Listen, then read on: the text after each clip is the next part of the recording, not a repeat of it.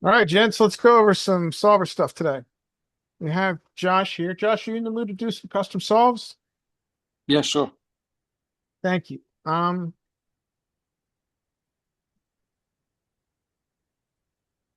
that I'm always most curious about, which I think would be the most interesting, is looking at a regular SRP, but giving in position a much wider range than what we see in solver. For instance, we'll look at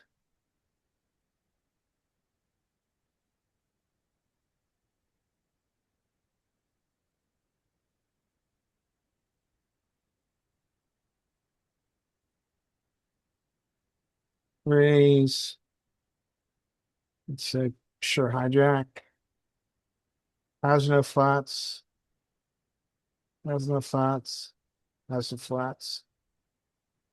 This is just a this is 50 NL, right? So this is high rate. Flatting 4% of their of their range. What do we think a human is going to flat? Maybe four Include times every this? single pair at 100% frequency. Yeah.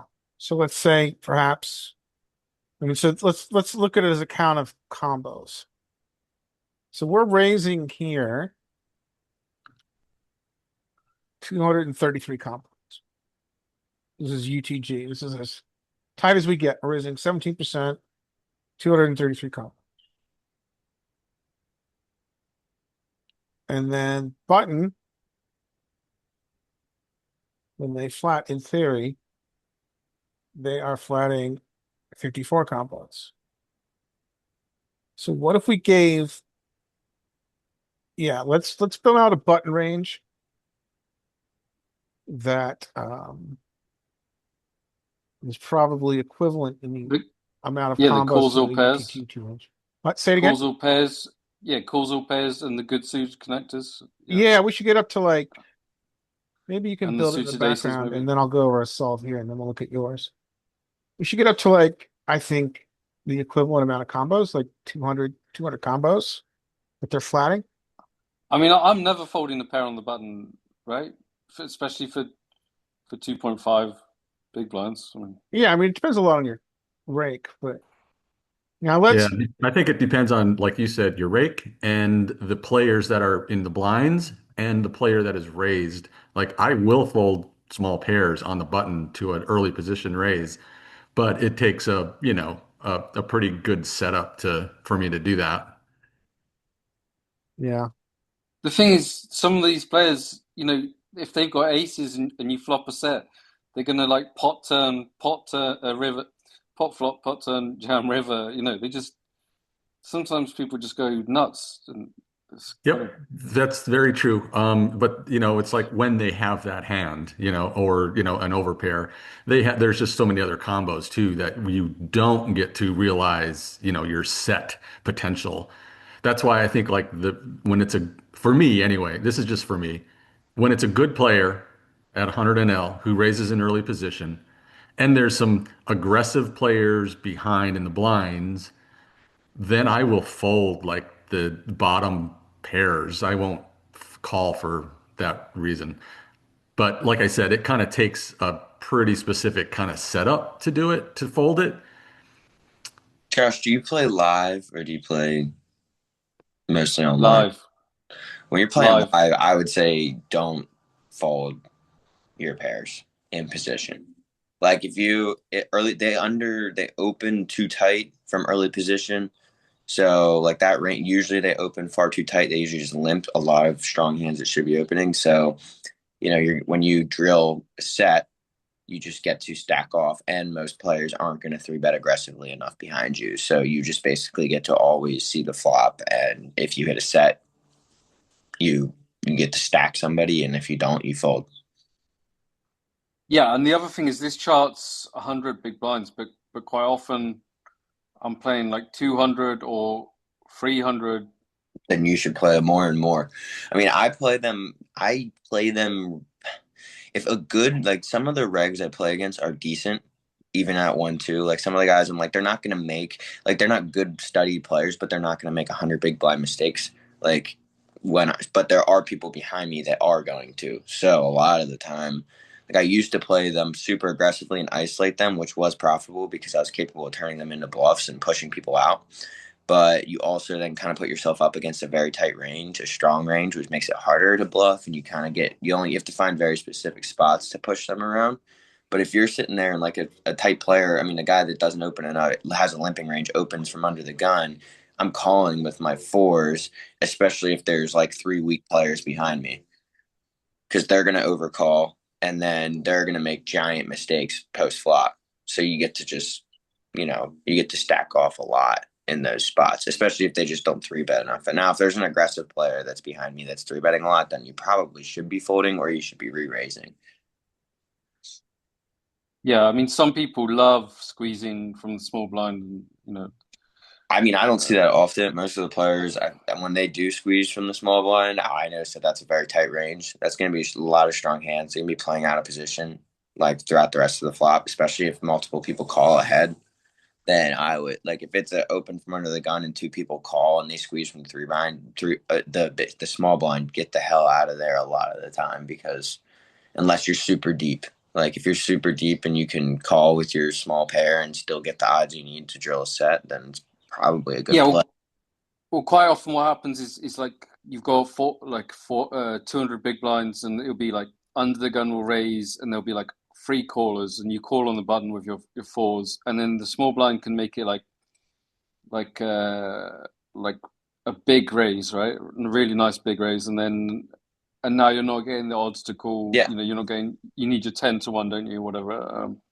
Yeah, something Uh, around there. I mean, if you're not getting that, then don't call. But if you yeah, are, then you can like a lot of the time they have undersized three bets too.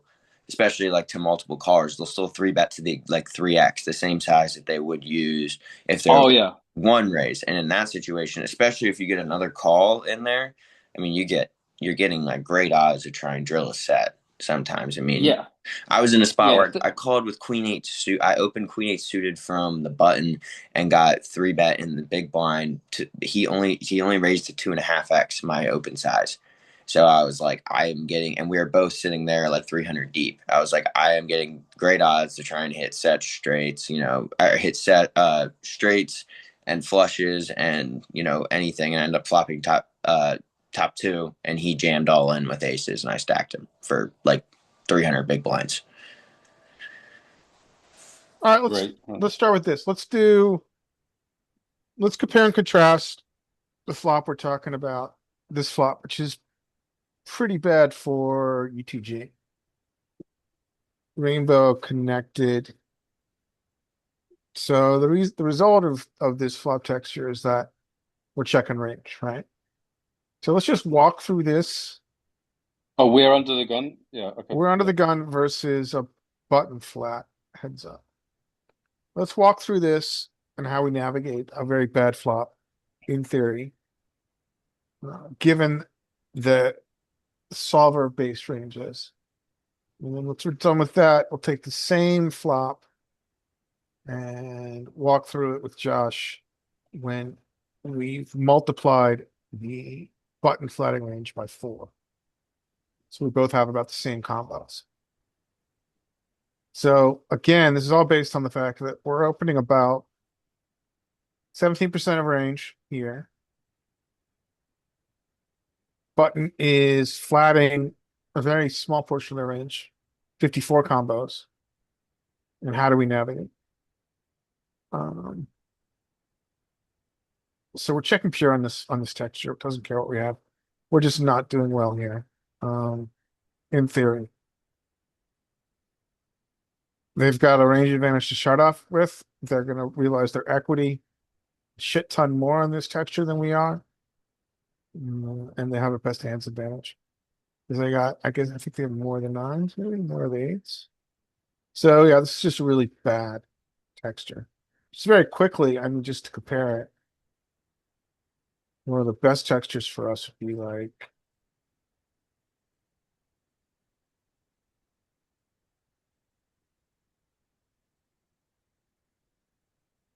and we're betting pure. But we'll go with the bet texture because that's a lot tougher to play. Even over pot, yeah. Yeah, we've got some, do we have our bets on this? Yeah, we even have some other bets. We're never checking.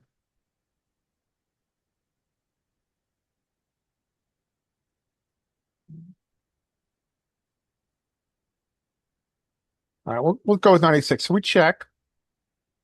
Now the question is, do we think that in theory range bet as button now? When this is so good for us? I think probably like, who knows? I think we'll probably bet 60, 70, 80%. Yeah, I don't think it's going to be a range bet, but I think it'll be pretty high. Yeah, 85%. Lots of small sizes, which we see over and over again. And so let's say they bet. What are we defending? What are we check raising? We still get a very healthy check raise here. 15%. Usually what we expect, someplace between 10 and 20%. And we're not folding that much to this small size. But let's see how far down we're supposed to defend. Do people, I mean, online, I'm sure people bet 33% maybe, but people just blast it for 50, I think. All right, well, let's Yeah. compare. So we're folding like 34% with 15% check raises. They blast it, which they certainly can do on this. Let's have some B75s. We're folding half our range, but we're still defending. And we have a lot less check raises. Middle ground. We have healthy check raises. Folding quite a bit. Where do our well, if you look at the breakdown, it's interesting, right? Because we've got obviously check raises at the top of our range, which are going to be our sets. On 986. Our over pairs are doing it a lot. And then where do our bluffs come from? Because there's no obvious flush draws. And our bluffs are like Hook shots, right? gutters. Say it again. Gutters, yeah. Yeah. Gutters. The queen jack is the obvious one. Kind of interesting how this works out. A reminder, this is our highest equity up here. Our lowest equity. And Go ahead, it'd be Jeff. like King Jack suited, with a backdoor flush draw, right? King 10, King 10 off, Queen Jack suited, gutter, King 10. There's the King 10. Likes that a lot. So it has this, in theory, there's this whole region in the middle where we're just giving up. But then we have this weird backdoor equity, which allows us to check raise. King 7 is interesting. King 7 is a good one. I would encourage you all to find these in game.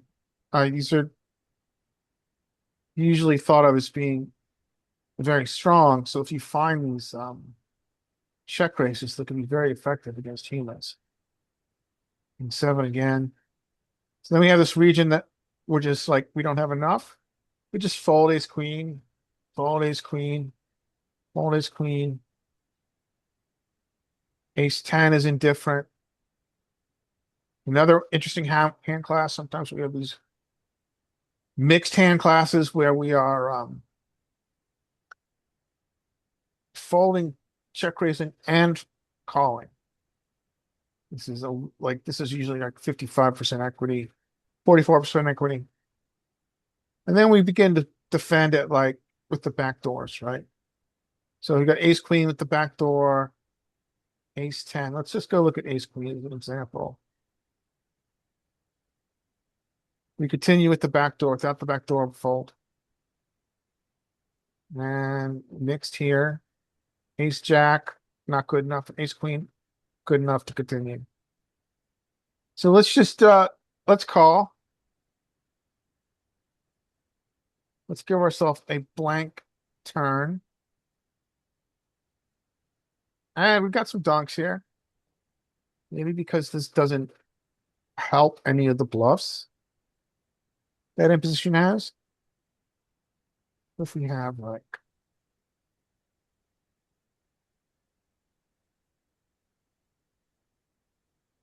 now we have now we have a lot less donks because it helps the bluffs. I think. Let's make this a blank. Check. And they're polars. Very, very polar. They're overbetting. They really, really like this too. And they really like having the range advantage. Um, they maintain. Well, no, they don't maintain the range advantage. We're filtered, so the range advantage is shifted to us because they use the large sizing. So they choose to polarize here to like a large size. Now we're filtered. Now we're folding half our range. Check raise is very small. And we're calling and we're limited to like overpairs and other pieces of the puzzle that will have some kind of equity. But ace king is out. Ace queen is out. But let's call here. Now we're going to be really filtered. Let's make it another blank. Now, against that blank, again, got lots of, in theory, we have lots of donks with, we don't ever have a donk of a big size. Our donk is a blocker donk with the overpairs. And then other hands that there's some bluffs there. So, all right, let's check. Question I would have is, what is he giving up with? What is he bluffing and what is he giving up with? We know where his value is. That's not as interesting. The interesting question is, what does he triple here? What does he triple here and why? So these are all the trash hands that he gets here with, where he has chosen a very, very aggressive line. B50, over bet, check. King, queen can never win at this point. He doesn't care that he's probably blocking our bluffs. He's just continuing. Queen jack is another bluff. King jack. He is continuing with 8-5, 8-5, 8-5, 8-4, 8-3. So the other thing that's interesting here is if we clear, you look at the whole range. Wait, what's he value betting? Top person. He's never value betting eights. An eight he gets here with. He is value betting a nine. That's two pair. Um, so what is his? He needs. He really needs a set to value bet. And queens and jacks and flats, he actually checks back. Two pair. All right. So that is our level set. That's our solver standard against again a very, very tight range that is being flattered free. Only 4% of hands. Now I'm gonna ask Josh to build out the same solve, but give our button caller 4 times as many hands. So we get up to like 200 combos, which is equivalent to what we're opening around 233 combos. Sound like a good plan, Josh? Yeah, good. All right. I will stop sharing and hand it over to you.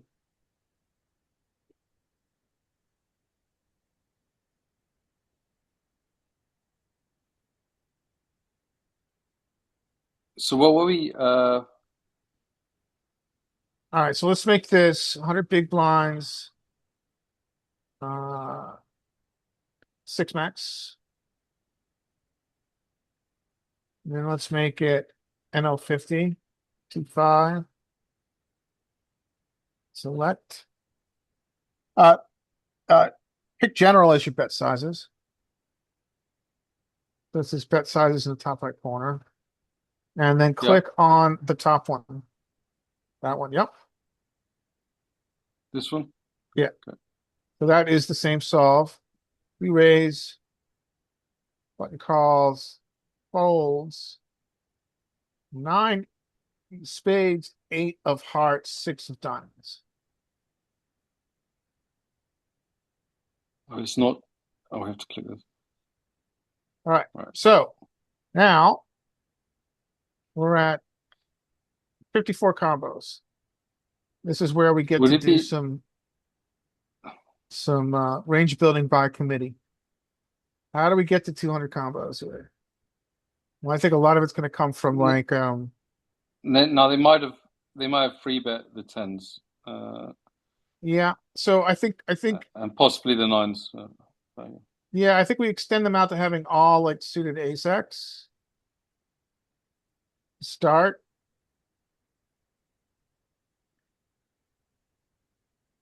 And then let's give them flats with ace king off and ace queen off. You think they do that? I think they free bet that, right? I They free I bet think that they one. three bet ace They will call king. that. I said ace queen. I think they flat. Yeah, ace queen they flat. Yeah. Yeah, ace queen off. That's 16, 14 combos, 12 combos rather. King queen off,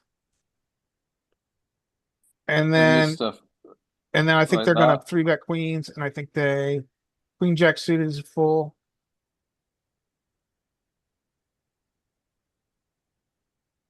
And then how many combos we Queen have? Jack offsuit, King Jack offsuit, Ace Jack offsuit, Ace 10 offsuit, or no, Yeah. Queen Jack offsuit. Yeah, you don't have. I mean, you could probably do those too. They probably call them, but King Jack offsuit, Ace Jack offsuit, all that stuff's getting flat at full frequency. All That's right, well two we're there. combos right there. We've got 200 combos. Let's leave it there. All right. Okay. Um, this looks reasonable. This is like too tight for It's a two and a little too half. tight even.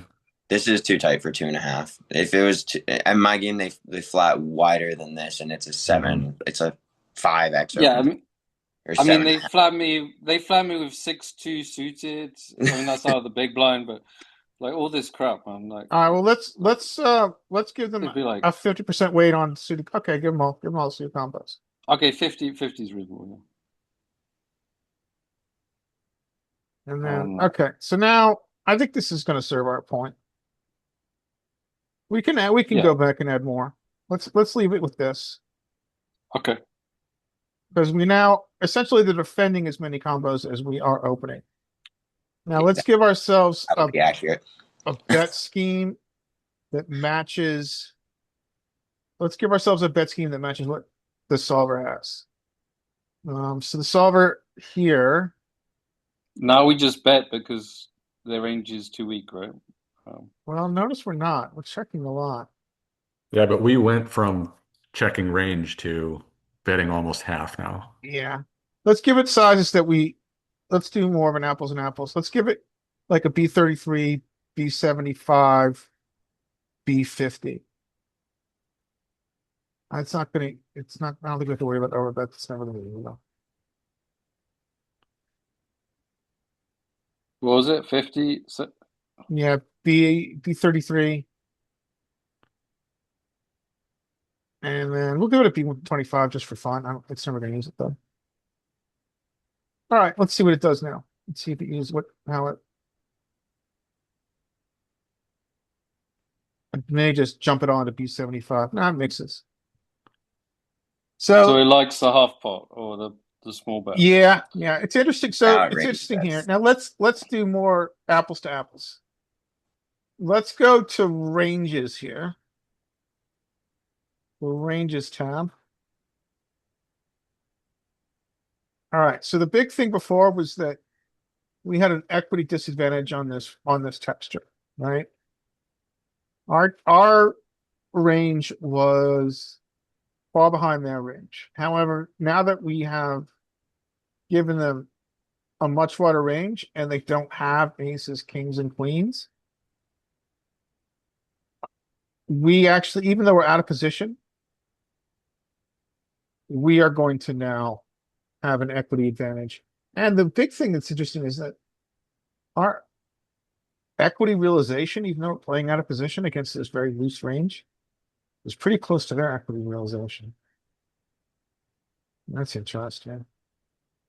I think what we should do too is node lock their response to our bet of range and then see how it would like to if it would like to continue to range bet.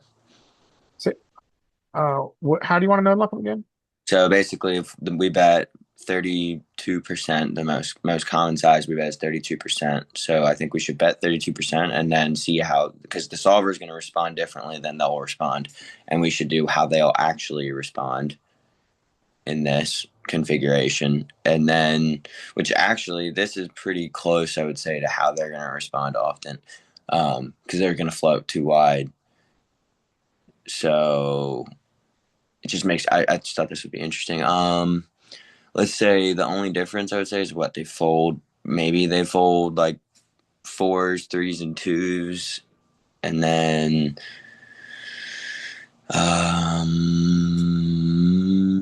some of those low suited aces that don't have a draw, I would say. Do you want them to be a little tighter than what solver is here? Well, do we think they're tighter or not? Do we think they are or they aren't? Do we think they're going to be tighter or do we think they're going to be the same? Well, let's go back to UTG first and look at how often we're using these different bet sizes in theory, given this situation. So we're also we've got a very healthy B52, B50 as well. Yeah, let's see how much they fold in theory to a B50. They're folding more, but they're still not folding. What are you guys more likely to use in game? Unless you raise the twos. So that they call the twos and then now they're more likely to raise you. Oh. More likely they've got a healthy raising situation here. Which they're not. They're not as So why is that? And that's just and they're not as aggressive. Why do they? So you bet bigger and they're more likely to raise you, right? So they're more polarized. Well, let's look at the total percentage of raising. So they're raising. So if we use the small size, right? They're raising and they do a very large size in theory with a much smaller portion of the range. When we use a B50, they're raising what we normally see in a solver, but it's a more reasonable size. So that's a massive raise. Yeah. So if we have to have, I think if it has to have raises more broadly, it's going to have more bluffs. Because it's balanced, yo. So Brian, you want to node lock it on button so that it folds more? No, I just want to node lock it to where it's accurate.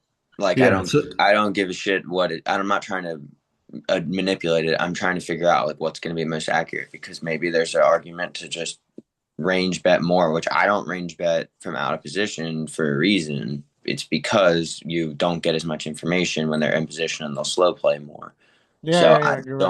I don't want to range bet from out of position, and I just want to see what happens if we adjust it and see what happens and everything. But I would say if we click on check, let's see how it responds. Okay. Well, okay. Go back here. And okay. So it's pretty aggressive.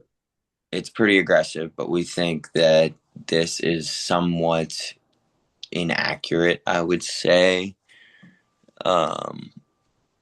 I would say that what we know about passive Rex is that they're not gonna play their draws aggressively enough. So I would say we could remove most of the betting frequency with all draws.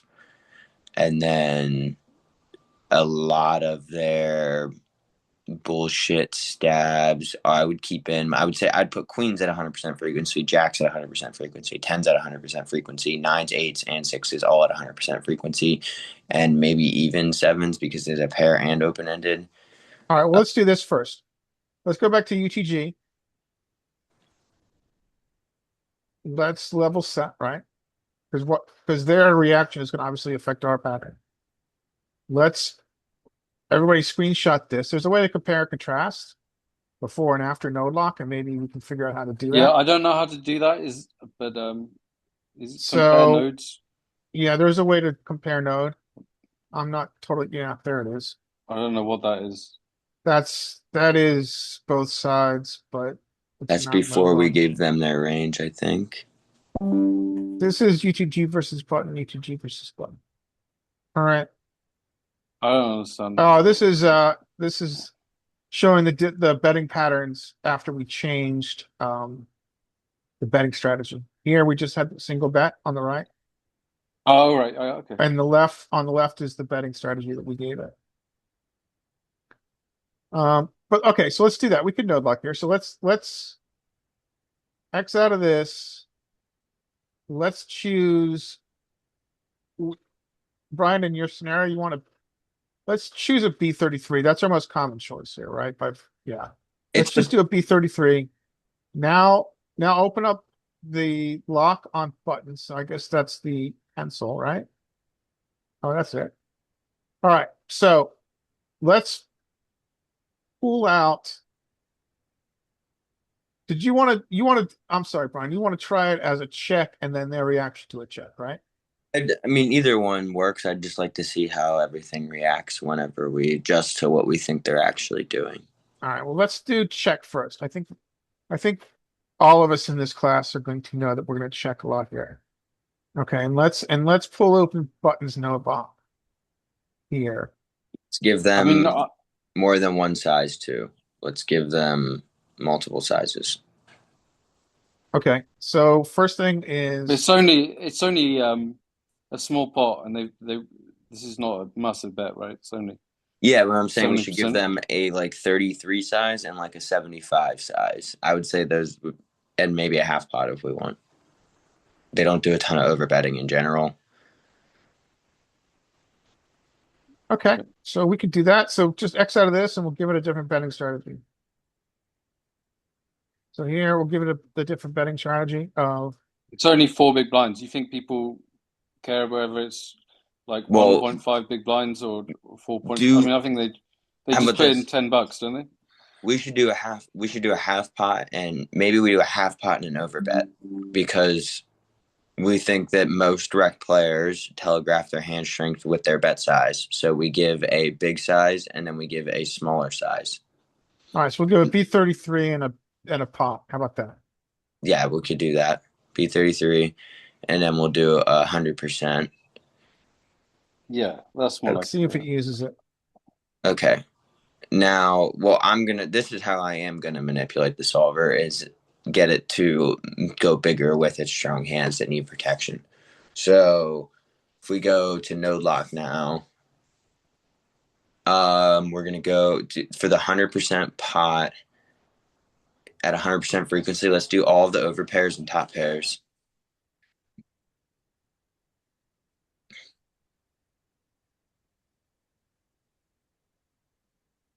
Um, like 10-9 ace. No, is this us? Oh yeah, this is them. 10-9 ace, ten ace 9, nine. king 9. Yeah. You do king 9. Okay, and then do they have two pairs, right? They have 8-7. They have 8-9-8. That's already at 100% frequency. Okay, yeah, no, that should be good. So let's say that they do all of those at 100. Does that seem fair? And the sets, you think? I was in between on giving sets because it's a much stronger hand in the board. It does have straight draws on it, but it's not super wet. So I think that they'd be more willing to go smaller with their sets than they would with their top pairs. I think their top pairs is where they're going to be going very big for protection. Like they don't want an overcard to come out for their 9x, but they're okay with an overcard coming out if they have pocket nines. So I would say give the pocket nines a 50% frequency of the 32% and all the other sets.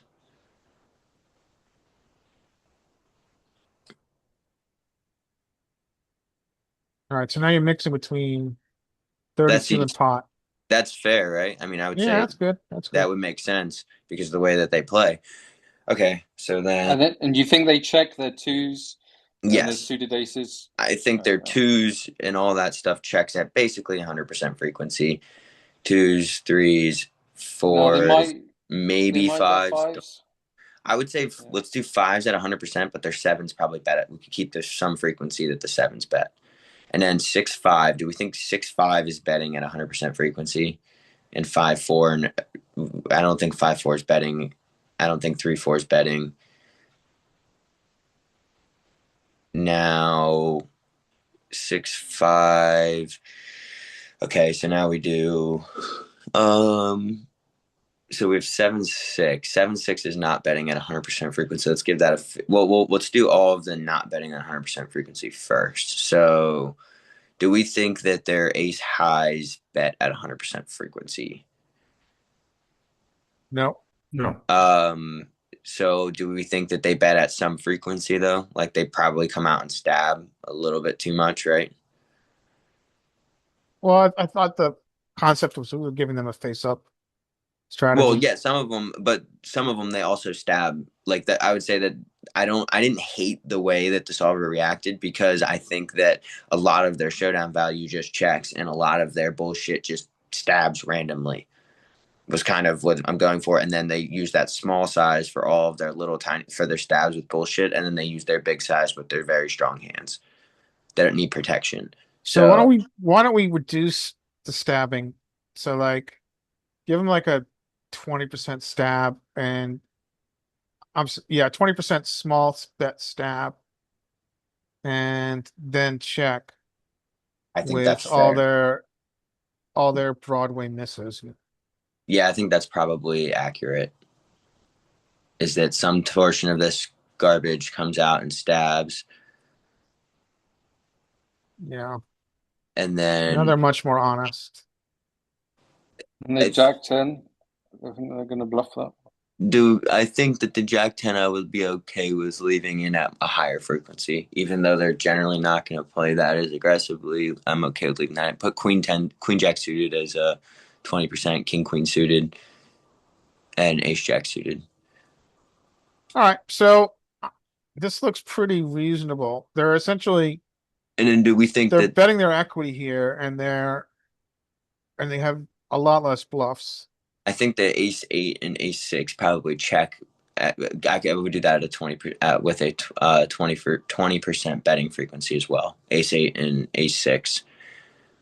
And then what do we think? Ace 7, we could probably do a 20. Let's do that at 50%. It's open ended.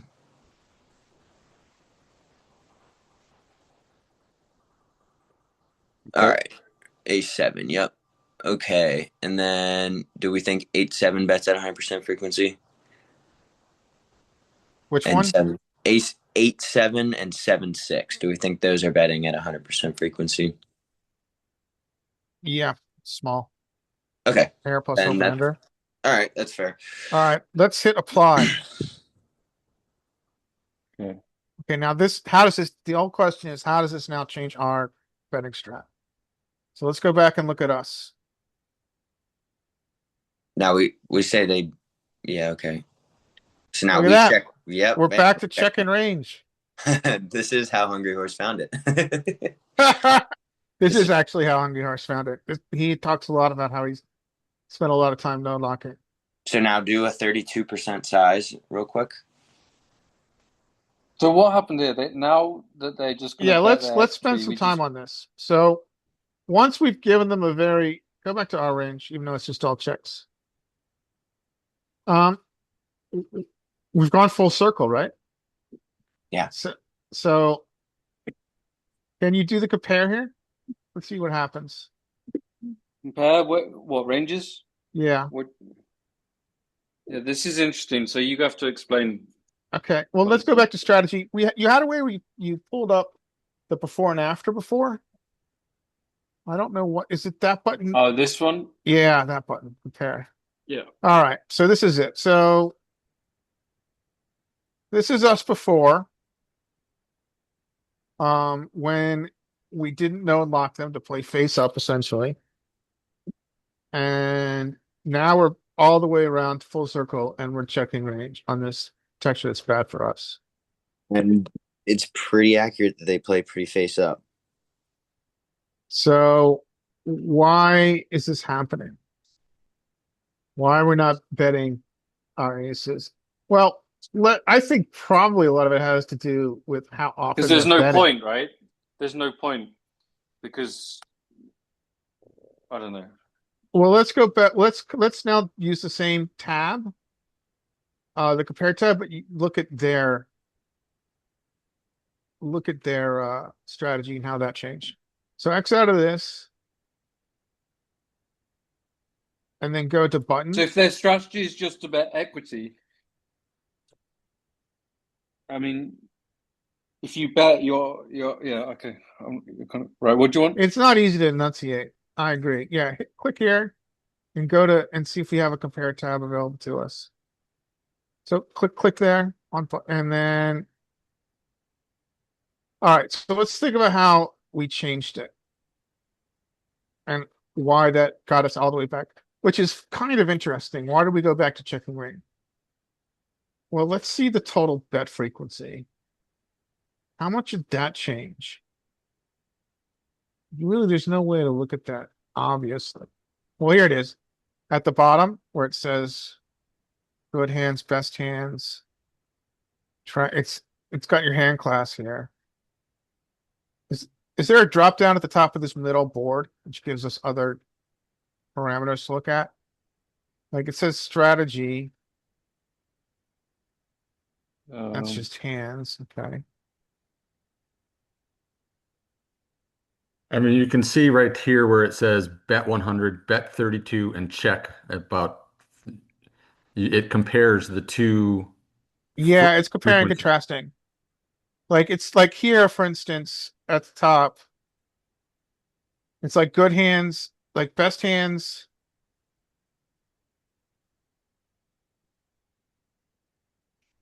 It is on the right. Well, we're never using that size. We're using always this other size, and it's not protecting its checking range, right? It here before it was checking its best hands a lot more. Now it's betting its best hands only 32% of the time. Now it's 87. I don't really have a clean answer as to why we've now gone full circle, except to say that it's fascinating. I don't know why we've Oh, gone back to I'm trying to uh, figure out. a checking range when Well, we've I given think we're them a gonna. very face. I mean, what have we done to their? It makes us play perfectly, is what it does. So we get to now, like, I think we're gonna figure out if we click on, if we do go further into the other nodes, like of why, like when they bet 32, how does it respond? Like, yeah. let's We So see might, real yeah, now quick. yeah, we might now have a lot more if it check goes check raises. check, if it goes check check, we have the nuts You're, of aces, right? Yeah, I mean, you have the and nuts. and You're just betting. You're basically just pushing them out with everything, or going very tiny with value. Is what basically what happens when it goes check check, because they just are so capped. So like when you have value, you're betting very small to get them to call with their absolute bullshit. And then when you have air, you're just over betting the turn basically every time because they can't call. Okay, well, maybe it's because just for the reason that Hungry Horse said, we get a lot of information now because we're playing so face yeah, but up. the solver doesn't Well, we'll really know about go into the information, right? next load. Well, Go in and click on it knows a 32. little bit about future game, I think. So let's go down this, yeah. So let's start with his most common bet size we gave him, which is a bet 32. We have a very, very Yeah, well, we got to uh, change our raise size. we've got a very, very aggressive check raise size. Can you hit the compare here? It's not that aggressive, is it? It's like 25% 2.1 to is aggressive. 7.5. This is a tiny 25%. pot still, right? Yeah, well, what's aggressive is the frequency at which we check raise. We're check raising a shit ton more now. yeah, we do Like check raise a normal lot. would be like 10 to Like 15%. We're look, now at 25%. Queen Jack, King Jack, King 10, everything check raises that has any sort of draw or equity whatsoever check raises. I'm confused as to which one is which, but that's all right. Yeah, we're check raising a lot more. So what do you guys see here? We're check raising a lot more. We fold. It looks. I'm surprised with. I see that we call with wider showdown value. So like Ace King. I'm kind of surprised that we call with like Ace King, Ace Queen, and all that stuff because we gave them such a face up range that when they do bet, I mean when they bet small, they do have. We did kind of give them kind of bullshit range with more stats. Ace King does pretty well against that. Um, It looks like basically most hands. I'm surprised that like three, twos, threes, fours, fives, and sixes just call, and five, twos, threes, and fours just call. I would think that a lot of those would just start turning showdown value into a bluff. Yeah, I mean King 10, Uh, King Jack, Ace Jack. It's interesting the way it adjusts. Ace 8 check raises. so they bet King two 8 big check. blinds. Yeah, Yeah, well, this is we're kind of almost getting wild. odds to draw, right? To a set. Yeah, I guess. Sure. And we know that their range has enough bullshit in it when they use the small size that I guess it can validate calling with some showdown, which kind of does go back into Hungry Horse. His like flop out of position strategy is to call with any showdown when they bet small because they just overstep with bullshit and they go and they telegraph their hand strength with their bet size. So if he went 100, he's going to fold a lot more. So let's So go with kind the of bet fifth. Let's go with the bet 100 and see what happens. Yeah, now we fold like we are crazy. super, super tight. Yeah, It this doesn't, is it doesn't, look how it fast plays like pocket nines and eights. Like it just at almost 100% frequency because they just aren't bluffing. yeah, they don't have any bluffs. You're There's just no need to piling trap, no money in. bluffs. This is still balanced, which is funny. So I'm, yeah, so aces, kings, queens. Oh man. I mean, I yeah, mean, this what is kind of equity does ace king? Can you go to the drop down? Can you switch it to equity? When we're again, what kind of equity do they have? Like, can you? Oh, egg. That's easy. What do you want? You were almost there before. You know, on strategy, just go to pure equity. Keep on going down.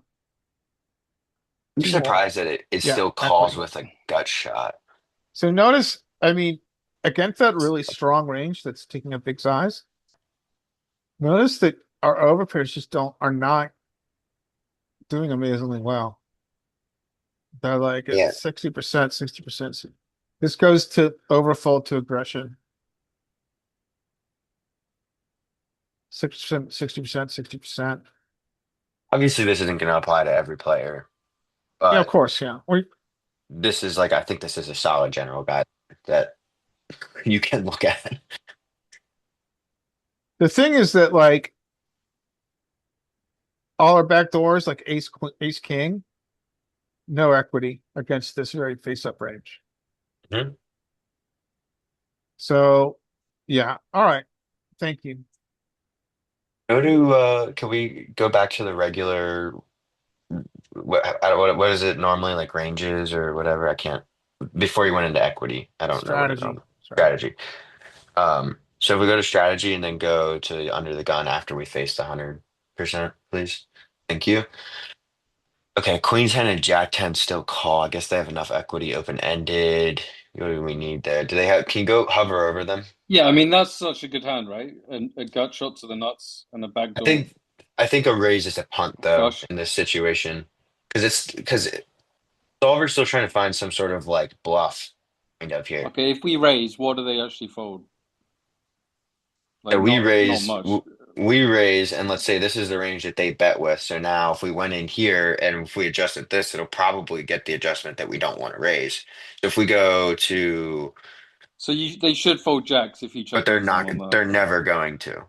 So we have queens call at 100% frequency, jacks call at 100% frequency, tens likely call at 100% frequency, nines obviously, eights obviously, sixes obviously, nine eights calling at 100%.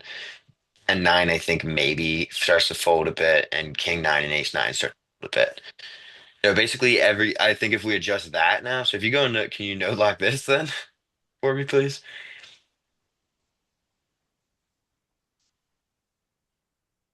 If you no lock that and do 100% frequency of call the hands that I said, I think that we're not gonna be doing that anymore.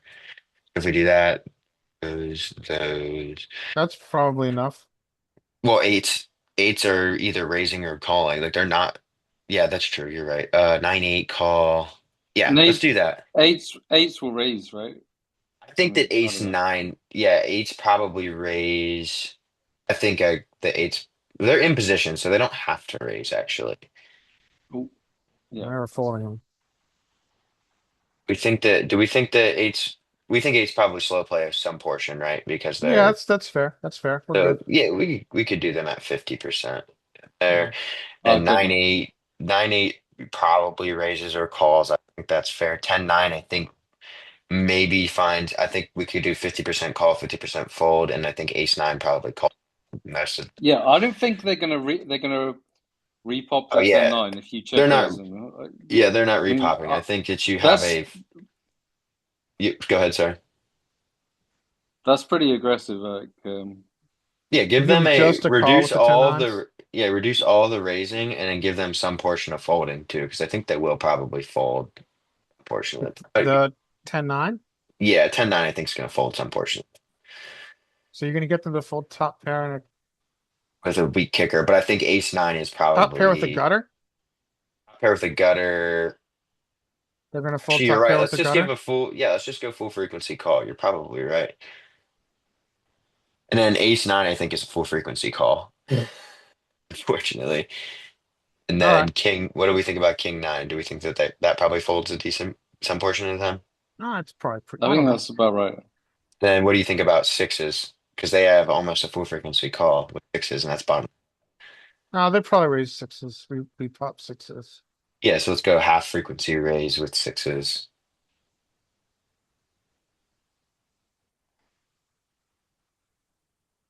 See how it responds.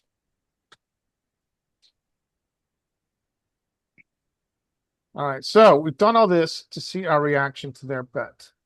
And the reaction is when we check. Okay, so now that's what we want to see. Oh, so Uh, now So it just now, surprised it still wants to jam. It still wants to raise queen 10 suited.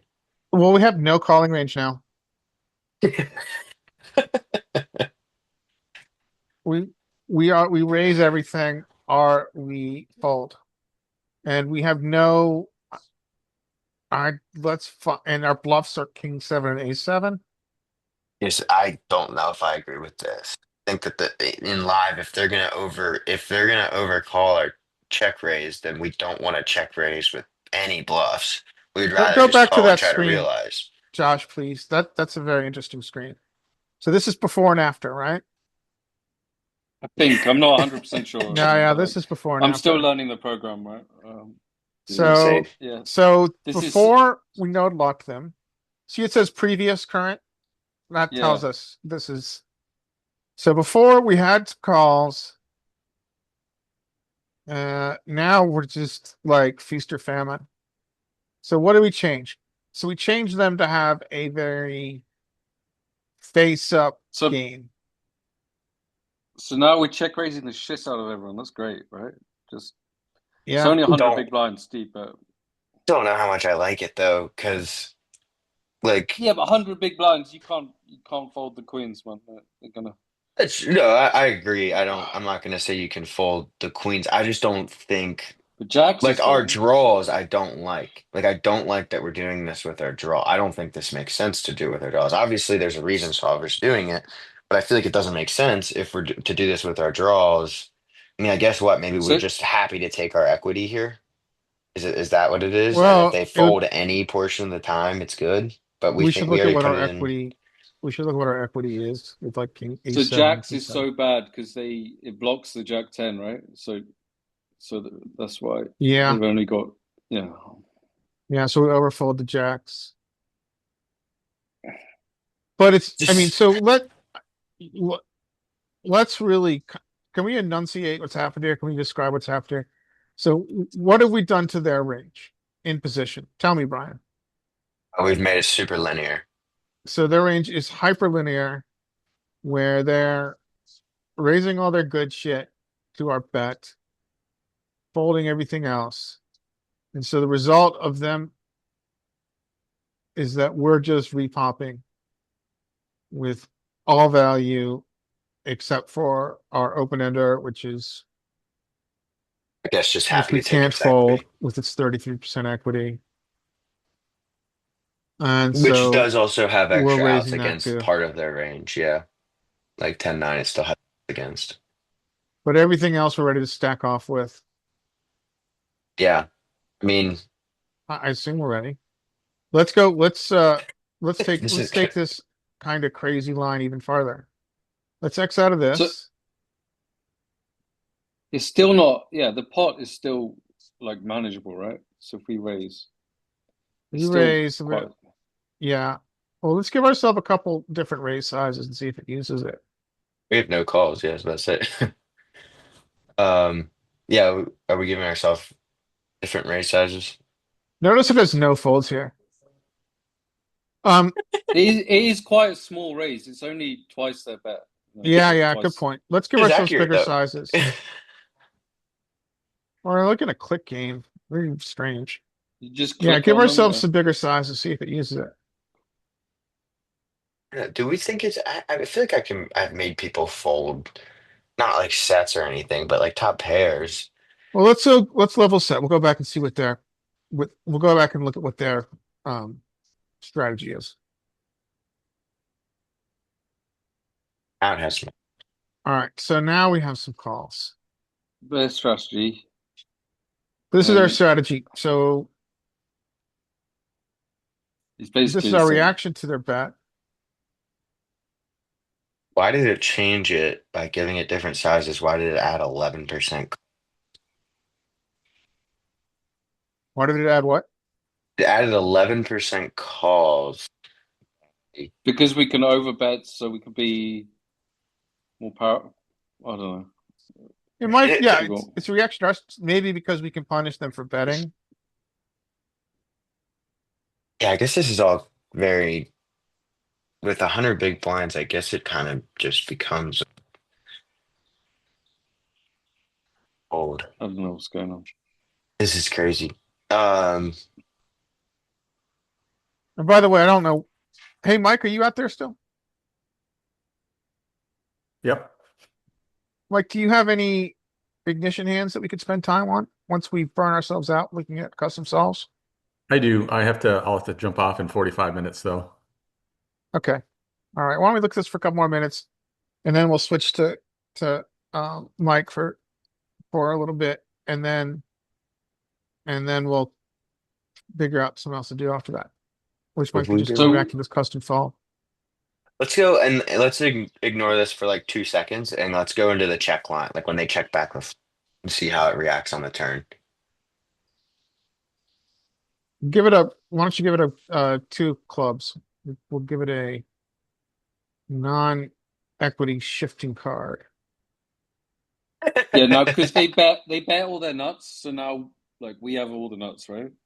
Yeah, And loads of Yeah, they're bluffs. totally linear. So if they're totally linear and they have no bluffs, then we just attack. give them give us a like 33 33.75 and like a 150 size, please. Look at this. He wants 230, man. Yeah, I just wanted to see what if you give it those three sizes, like how it's going to adjust. Because I have a feeling that some of our value is gonna go for a small when they go super when they're just that linear. Now give it what it wants to do, which is 228, right? Oh yeah, we could do a 228 as well. Now it bets almost 100, actually 100, almost 100%. He still prefers the big. Yeah, just blast it. So, I mean, that makes sense, right? Because if we go back to button strat, where we've known lock buttons, button button is essentially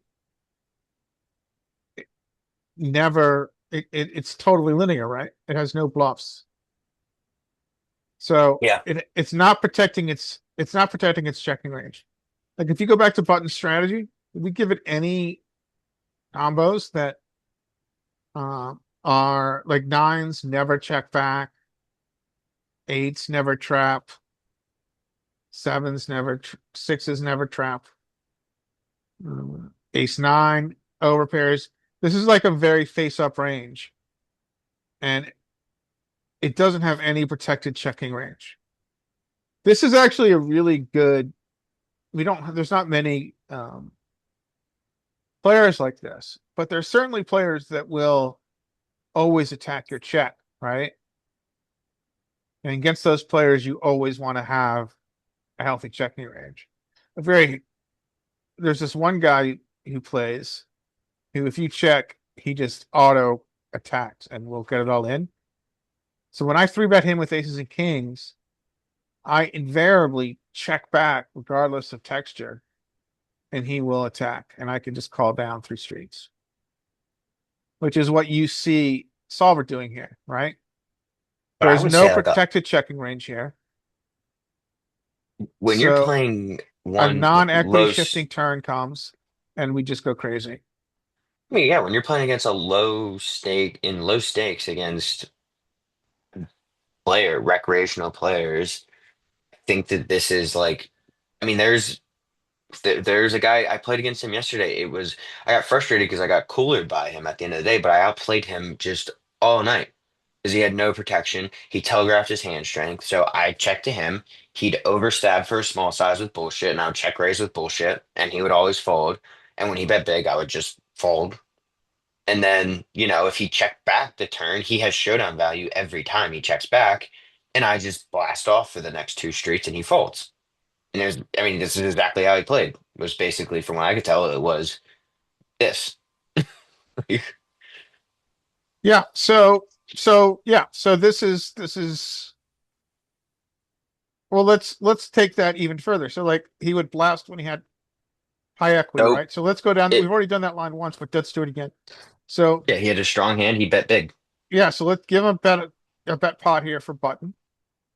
He had a weak hand or a weak draw. He bet small. We've already seen this, but this is just to reinforce. Now we're we don't do we have, except for Queen 10, Jack 10, everything else is we're folding 80% of our hands. Hmm. And our jacks are out. Our jacks are like, we're not good enough to stick around. So we're out. Yeah, We're not folding a pair.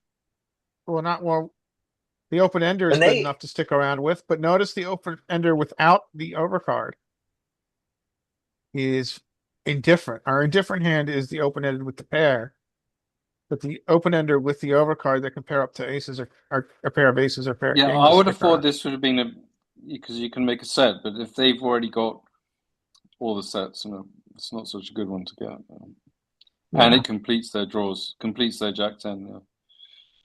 So when they play face up, it's kind of like we're playing face up too. I mean, and part of this too is I guarantee you that everything becomes more drastic because I would say that this range is still inaccurate. Like the range that we've given them is inaccurate. If we give them an actual range of hands that I think that they're playing, I think it all just gets completely more insane. Like, because you get, You wanted to give them even more hands to 200, yes, right? like way more I would give them way more combos than what we gave them. Like, you Well, see them getting to showdowns with just for crazy shits and hands. giggles, what kind of number you thinking they have? And I couldn't say exact combos. I would say that I would add basically every suited gapper is calling from the button. I would say that Suited gaffer. Jack, any suited Well, hand that can well, still make a straight It is it calling. depends if they're nits or not. You know, like some guys are really loose and some guys yeah, yeah. Well, let's do just Most this. sit of there m- and most of them are they don't understand the meaning of a knit. They are knits post flop. Like they're not able to bluff. They pre-flop they call too wide and don't open wide enough or three bet wide enough.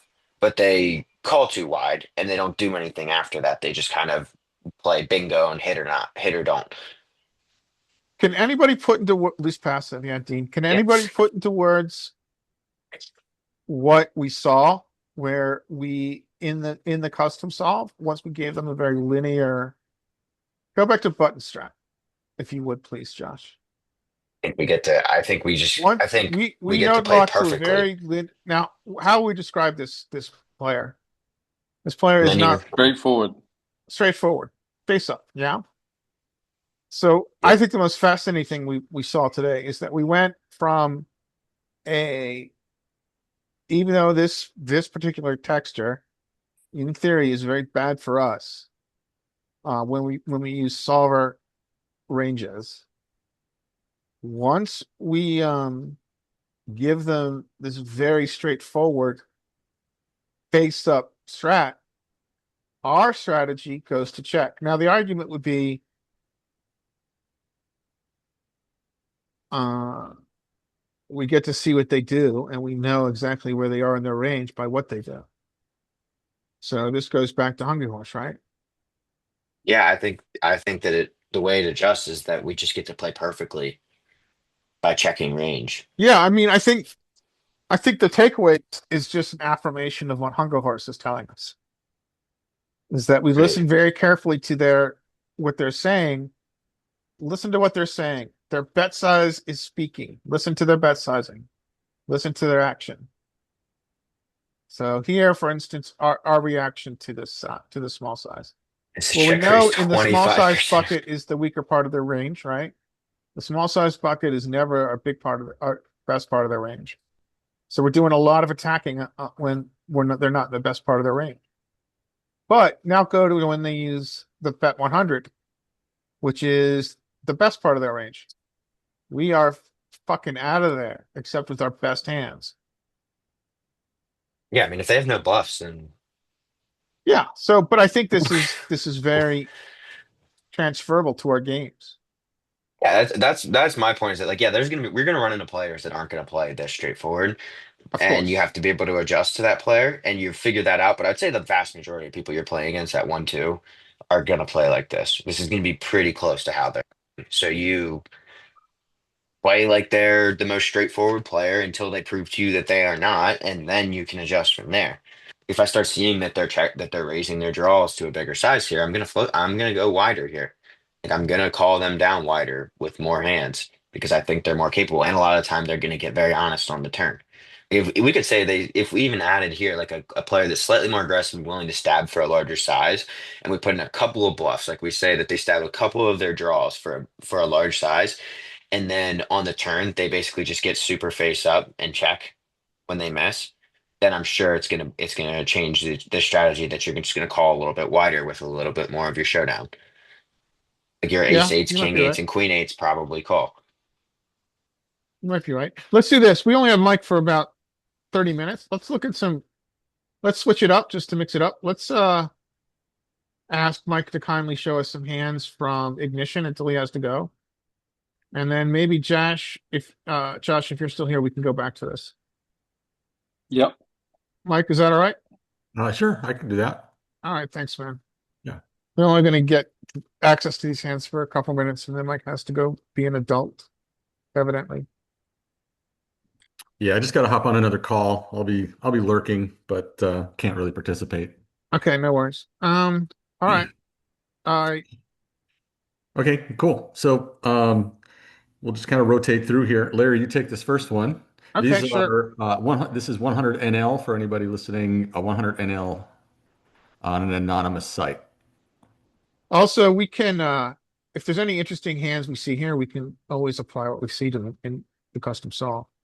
All right, yeah, does it fold us? Let's open ace 10. Let's get called. Let's flop.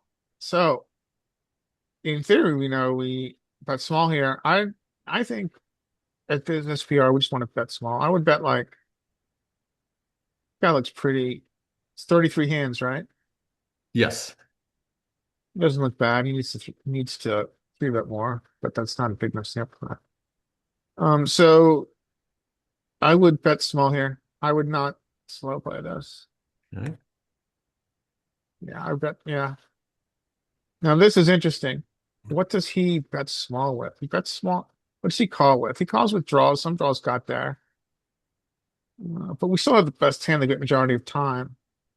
So, and we can also draw him, obviously. So,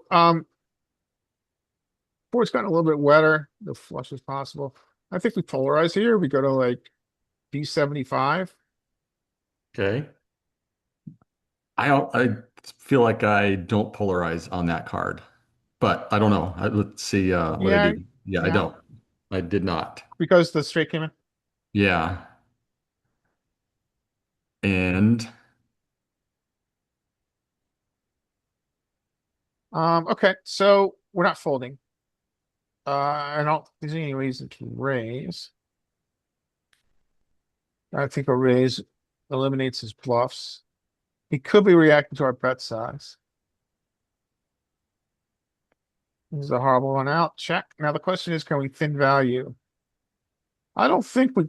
I mean, what's going to call other than the straight? The only thing it's going to call is like 10-6, 10-5. That's not enough. I don't think we have enough to value bet here. Four to a straight. I think we check back. I did check back. Yeah. I don't Yeah, think. I think that was the real question too. That turn size and then this river check back is trip tens here good enough? I at the time I chose it. I thought that it wasn't good enough. I mean, what's going to call us? I mean, that small bet induced this. I, I'm curious. I mean, the small bet on turn obviously induced the check raise, but is he bluffing or is he? He It's doesn't very know. mergy. It's a very mergy play. He's Hmm. repping the straight and or a boat. He's not. He's a button clicker. Even He's though his just stats look all right, he he's doesn't. just. I That's think he's just instinctually reacting to your small size on turn. Yeah, I I like kind your of think check that back. I might don't be. think we get to. I think I don't. It's hard to know what calls that's worse. Maybe some 10x, but he doesn't have that much. So I like your check back. Yeah, and how about the turn size? That was another one that was I kind think I think we I think we I think we go polar. I think of. that I think our hand, even though it's three to a straight, I think our hand is strong enough to bet big. But think your small bet, now was your small bet because you think when the straight completes, in theory, we use a small sizing? Probably. That's my thinking there, probably. What are we Yeah.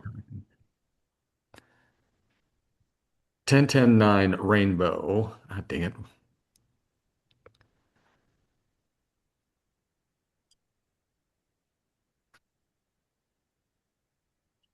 Well, what are we talking like when he calls small on the flop? We're like, what? He has some draws. He has some 9x. He can have 10x.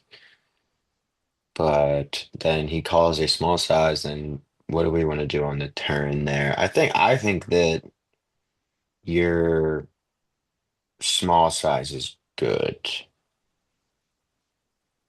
because he just doesn't have. It might use it because of completed equity. It has I, B66. Can I you would just can say you based filter off for of a his trips range. and see what size it uses with trips?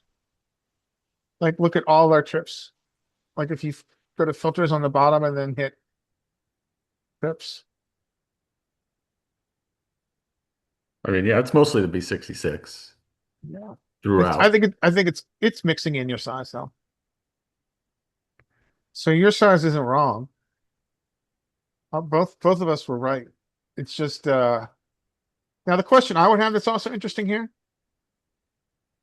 is if that turn is a two of hearts, Uh-huh. how does that change our strategy with the trips? Oh, then I think it's maybe even some overbetting. Let's Yeah, I'm try it. curious if you get overbets. Larry, I think you're right because just not even solver wise, but range wise, like a lot of his range becomes inelastic on the turn. Yeah, now we get Because what overbets. if he floats you with overcards, a lot of those overcards are going to have some sort of draw. Yeah. So you get to go bigger there to target them, and his 9x is not folding to a big size. Are you talking about in game with the eight? Yeah, in game, like if you think about it, like when Yeah. the eight comes on the turn, it's like yes, sometimes there's completed equity, and that's okay. But if we go, like I was trying to think, what are we targeting with the bigger size, and it makes sense. It's like a lot of his floats are ace queen, king queen, king Yeah. jack, And all also of it's those just type of yeah. hands that I mean it's have and just now have more equity that can call a bigger size.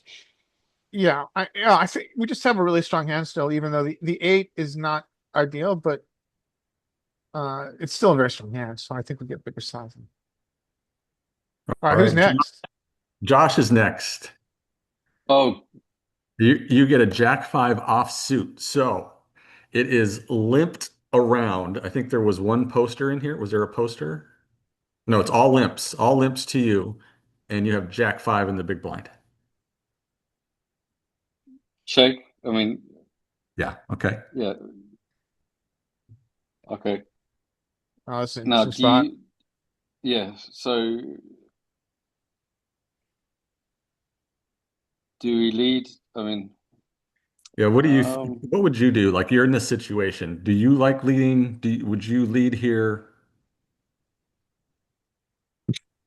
Yeah. yeah, I would lead like two big blinds, maybe. I don't know. I mean, honestly, I hate this because I feel I just hate being in these spots because the hand I think is a loser, right? And you just end up. But anyway, that's wrong.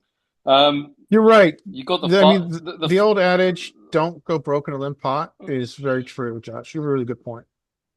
I mean, honestly, I would either just bet uh four big blinds or something, or three big blinds, and try and win it, or check fold.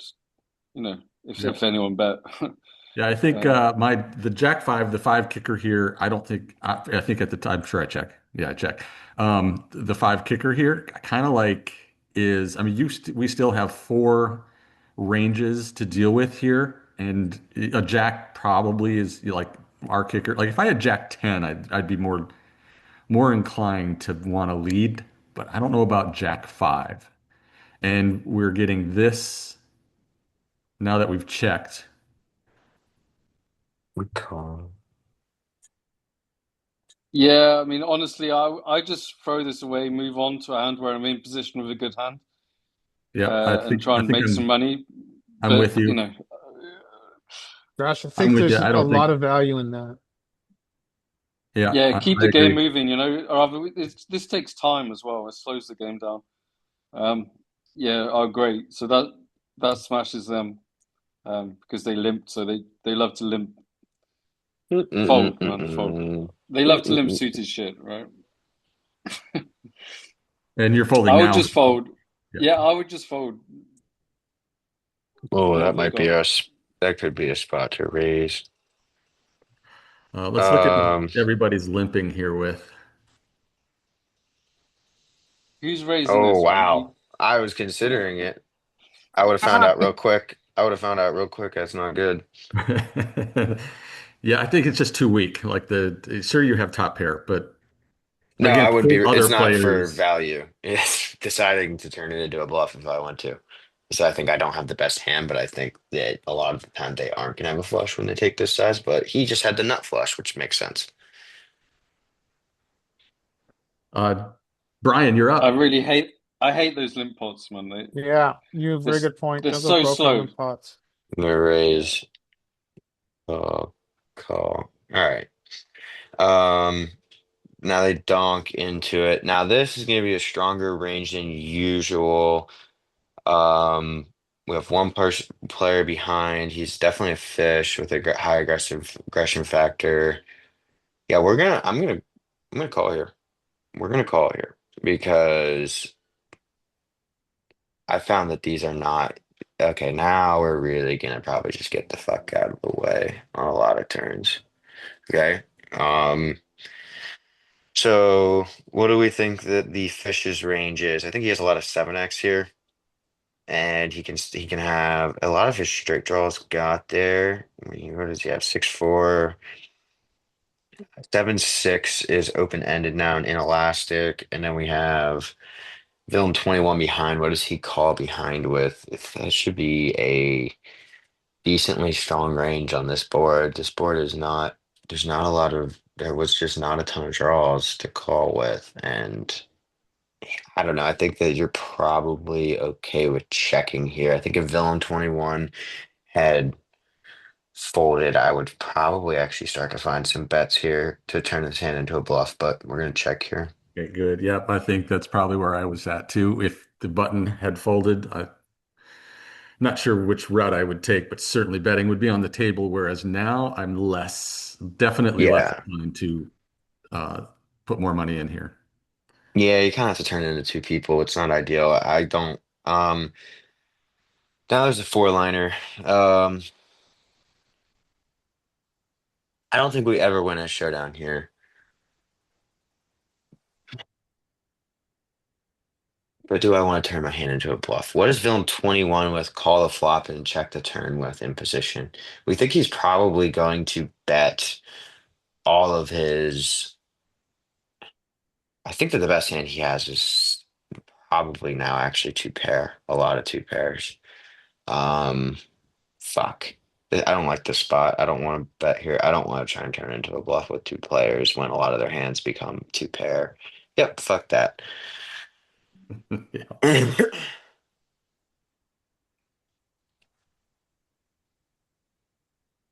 Pocket fours for a straight and 7-9 for a straight.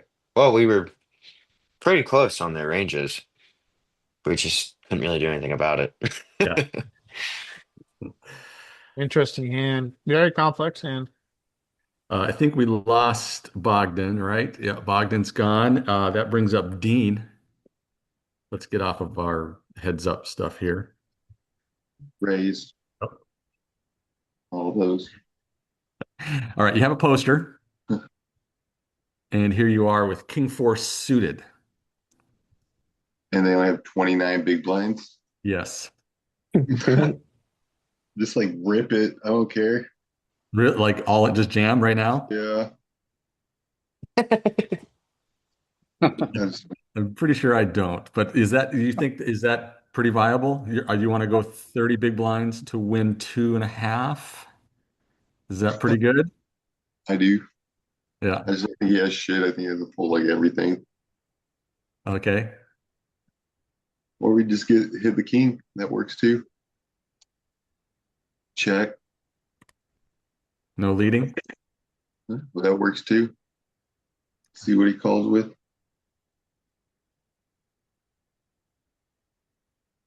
Keep betting.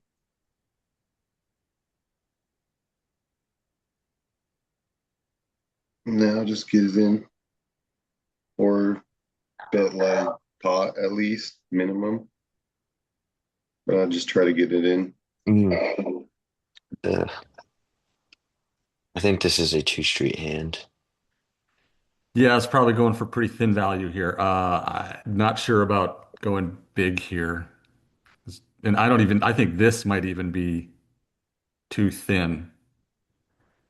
Yeah, I I don't don't know. think I mean, this. they'll I call like with, the bet flop and turn. I like the flop and turn bet. I think the river we can check and bluff catch a lot yeah. because yeah, there it is. Um, yeah, I think we're just too thin here.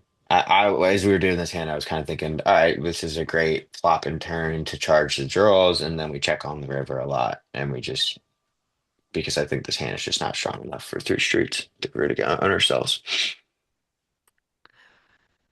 Yeah, short stack that posted, maybe they float with some 9x, maybe they get here somehow with an 8x. Otherwise, what else? Yeah, I guess you could target that stuff for the small size for 9x, 8x. It's just post and then floating with nine, something with a nine, and then yeah, I don't know. I think that they're gonna Well, float two the pairs. most of their floats are gonna come from like something that contains an ace, which could be something like ace nine. But Hey, I'm willing to entertain the jam here pre-flop. Is anybody else on board with just jamming right now? No, I don't I, I Why feel like don't it's like you raise? I mean, Just Dean, raise. you have Mike, you have enough of an edge against someone that's buying in short stack and posting that you don't need to try and I just don't think you need to risk 30 big blinds to win two. okay, but what about like Not even what a Josh was risk saying? though. What about just going Like for I an think ISO here, like making it like four or something, I don't five? I would say ISO is not bad. ISO is okay. I think that jamming is like a little bit it's like you have an edge. Why are we trying to push it so thinly against when you have an edge? And Dean, what do you think Make it about? six. I just Make it don't think six. there's any risk at all. Like they're not posting and not raising like fucking good hands. So how Did often he do they Like post need or to never? fold? for How 30 often big do they blinds, the need to? guy's sitting down with 30 big blinds, and he's gonna post, and then he's not gonna raise any of his good stuff. He's Do gonna have like we?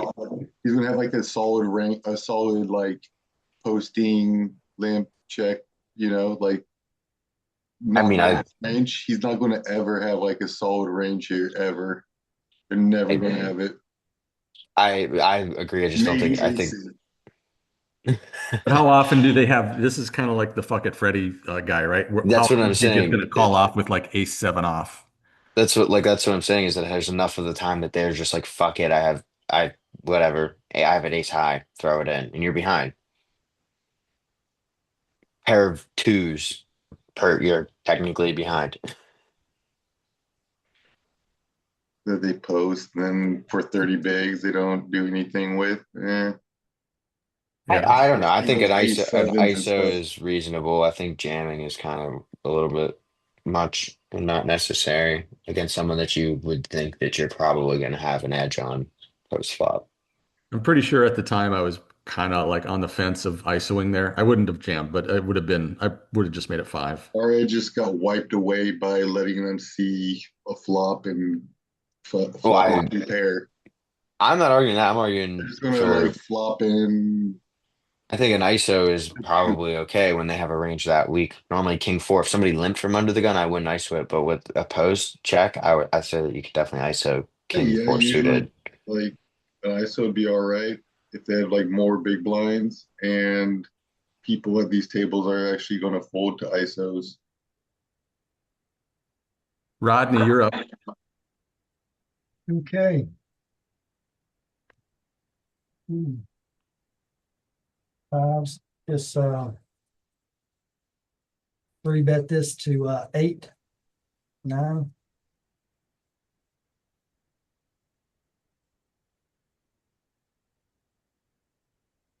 Okay.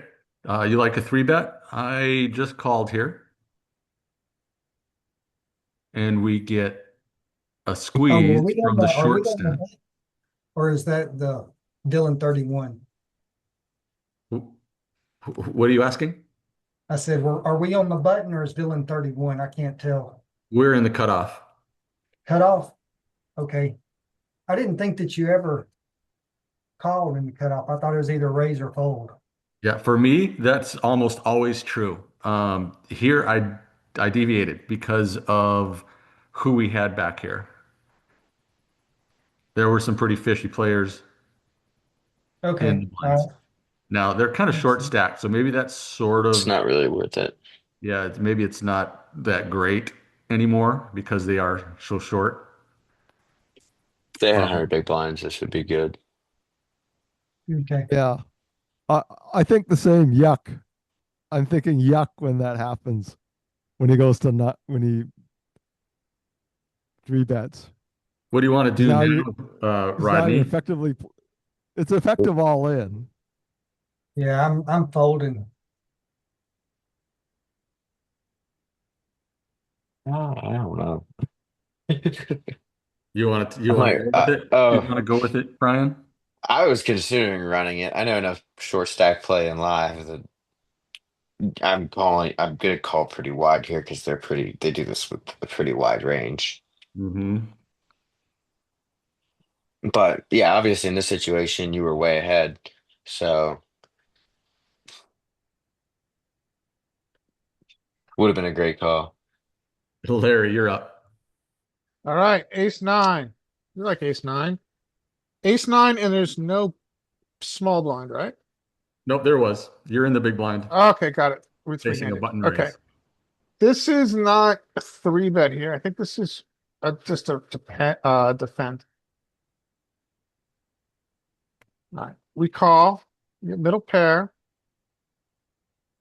Um, S- Solver has fancy check raises here sometimes, but I think we just call with a small size. All right. He checks. We like the ace of diamonds, but we have showdown. Um, I if we bet, what are we doing? Are we value betting? Are we bluffing? I think this is enough showdown that we check. And now with the ace of diamonds, this kind of feels like a potential check raise spot. I think we get to turn our hand into a bluff here. I would go 40 big blinds. I love you, Larry. I love you because I remember this hand, and for this reason, because when once I did it, I regretted my size. Yeah, I you found it regretted my though. size. It's almost just it can be just to jam it in. Yeah, I think we have to use a more convincing size. Hmm. And So ooh, we get top of range. We're almost top of range, but I think a jam makes him really think about this. yeah, I agree. Jam, yeah, nice. You looking at So in the solver? You want to check that one out? I don't Yeah, does it like it. jam? It's an interesting hand. I don't like it. You don't like what?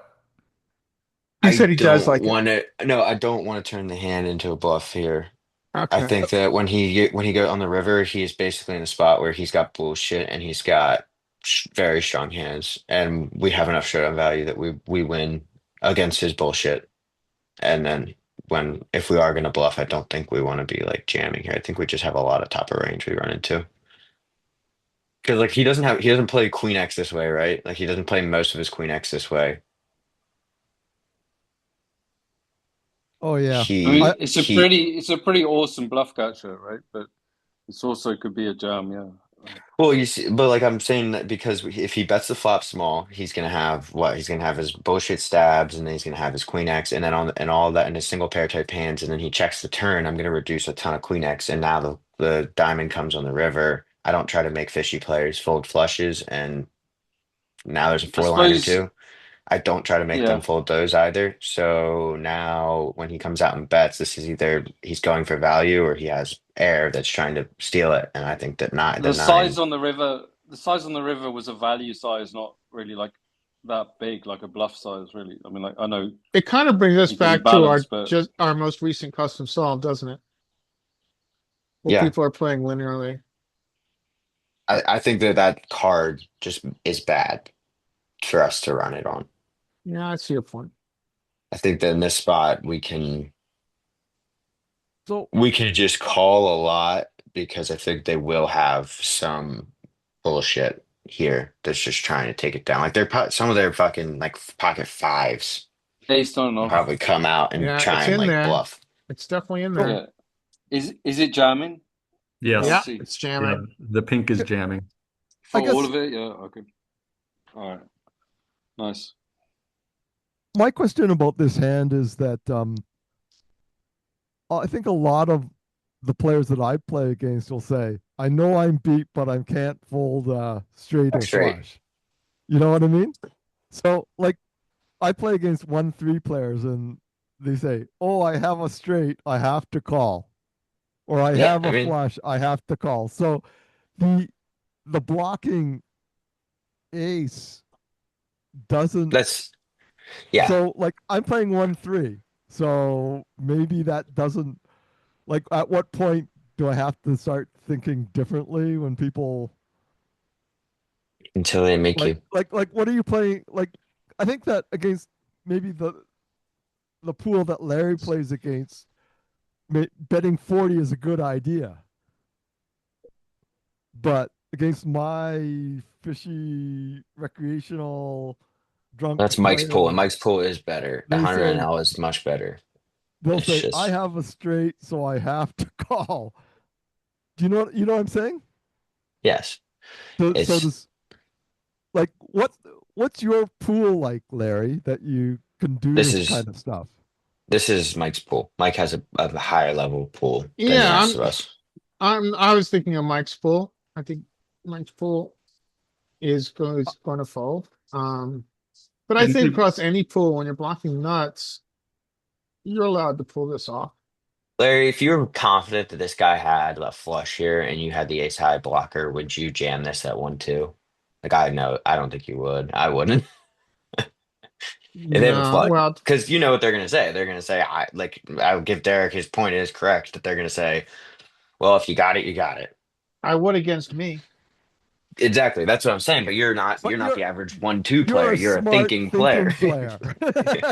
And you also That's know not that what the I'm rest of the thinking. pool isn't running that as a bluff. Like you know the rest of the pool, you're destroyed there. Yeah. all right, I've Like got a against good one for Yes. Josh here. I'm not. Yeah. I'm Speaking not of saying. flushes, like yeah. Oh I'm yeah, not go. saying Micah or Larry is wrong in their assessment, but I'm saying that for my pool, that just doesn't work, or I think that doesn't work. Maybe I should start thinking differently. I don't know. there's certain spots where it works. You just have to find Yeah, them. and But even in my pool versus some players, I would never attempt that either. It's going to definitely be this particular player. I mean, we only had just started, so I'm kind of giving him some credit for playing in it, making yeah, reasonable bet sizes, only two hands. So What yeah, what stakes are you at, Mike? Again, this is 100 NL. 100 and L. So there are thinking players at 100 and L. yeah, it's Oh, 100 okay. L is like way better That, than that 1-2 that's and like 1-3 live. 5-10 live, right? Pretty It's much. That's like five, it, 10, 10, What it's would 25. solve or do it's when, comparable. jam? Would you say? I It's said, comparable. what did solver do when you jam? Let's play the other side, the other position Yeah, in that we last one. I checked them out and they are folding some straight. They're about 50-50 on folding an eight. Yeah, if we say that the pool is not, But like Dean said, almost all of their two pairs and sets were folding almost pure. that's true. Oh That is yeah, some yeah. portion of their That range. that's what you're targeting, Yeah. right? The Well, Yeah. And their sets. top You're pairs and stuff. you're not targeting straights and flushes, are do you you? think those probably fold Yeah, there were for the flushes. smaller size, right? There were king of diamond flushes folding to that jam. Yeah, Oh, okay. that's not happening. No, absolutely.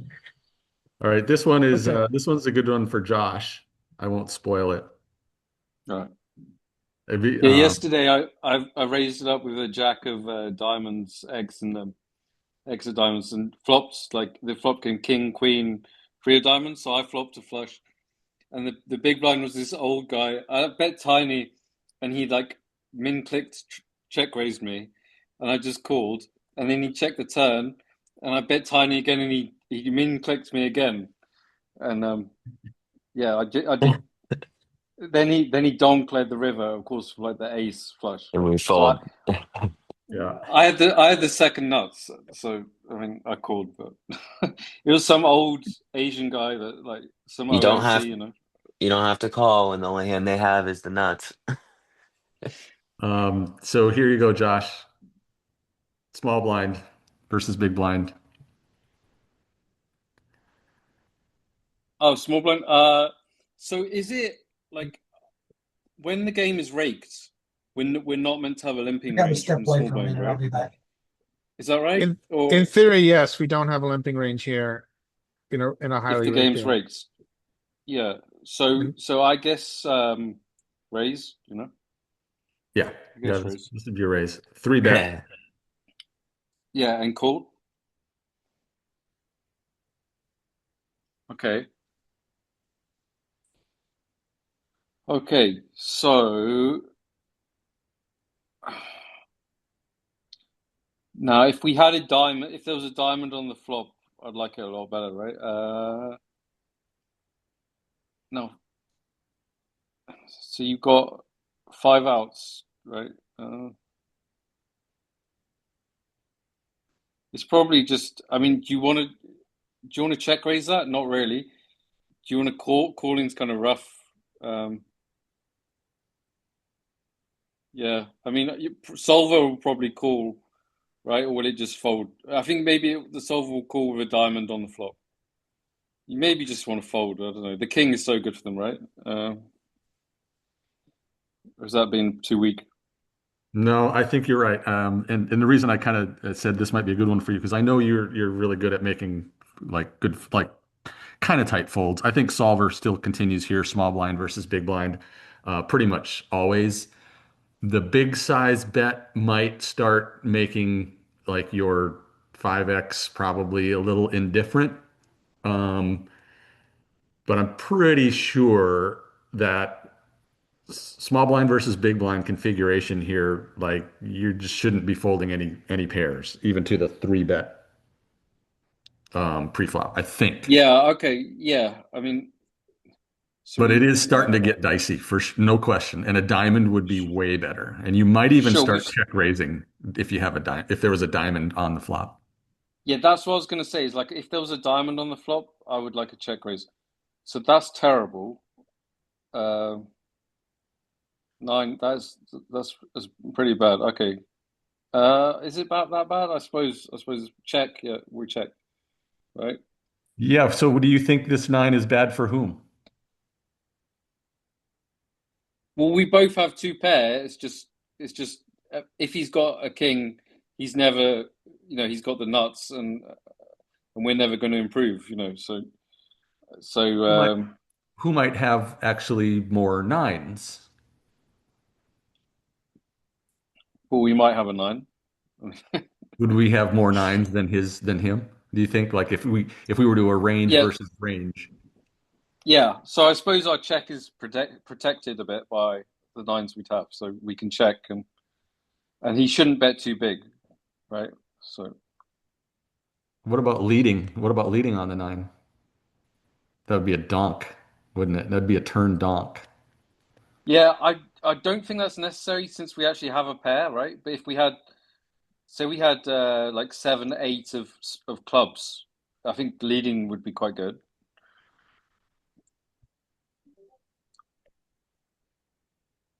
Uh, okay, so he bet small. Yeah, I mean it's annoying. I guess we go call because of the odds, right? Yeah, seven, fine. Oh God, fold. I mean that's yeah. I mean yeah. You just have to fold that, right? You just have to fold that. Um, like I don't understand the why you called on the turn. Okay, so yeah, so this is why I thought this was a good one for Josh. Now we'll find out what happens, but whether I fold or not. So small blind versus big blind in a pool that's going to be relatively aggressive. Think about a landing range here that big blind gets to, like all the hands that they can three bet and get here and make a pretty pot size bet, go bet, bet, bet. All the hands that miss. Like We're so, bluff sounds like catching, obviously. Like there's no question. It's not like he's betting, 3-4 or 3-5 or something that we split with or something. But so this is purely a bluff catcher. yeah. But think about all of the ace X. hands that he's going to three bet that doesn't that gets here that he goes bet bet bet with. All of his queen X hands that get here that goes bet bet bet, and then some other goofy trash that Oh, gets here. this might be a call. It's Yeah. insane. So we have to put, Um, yeah, we have to put in 60 to win 200.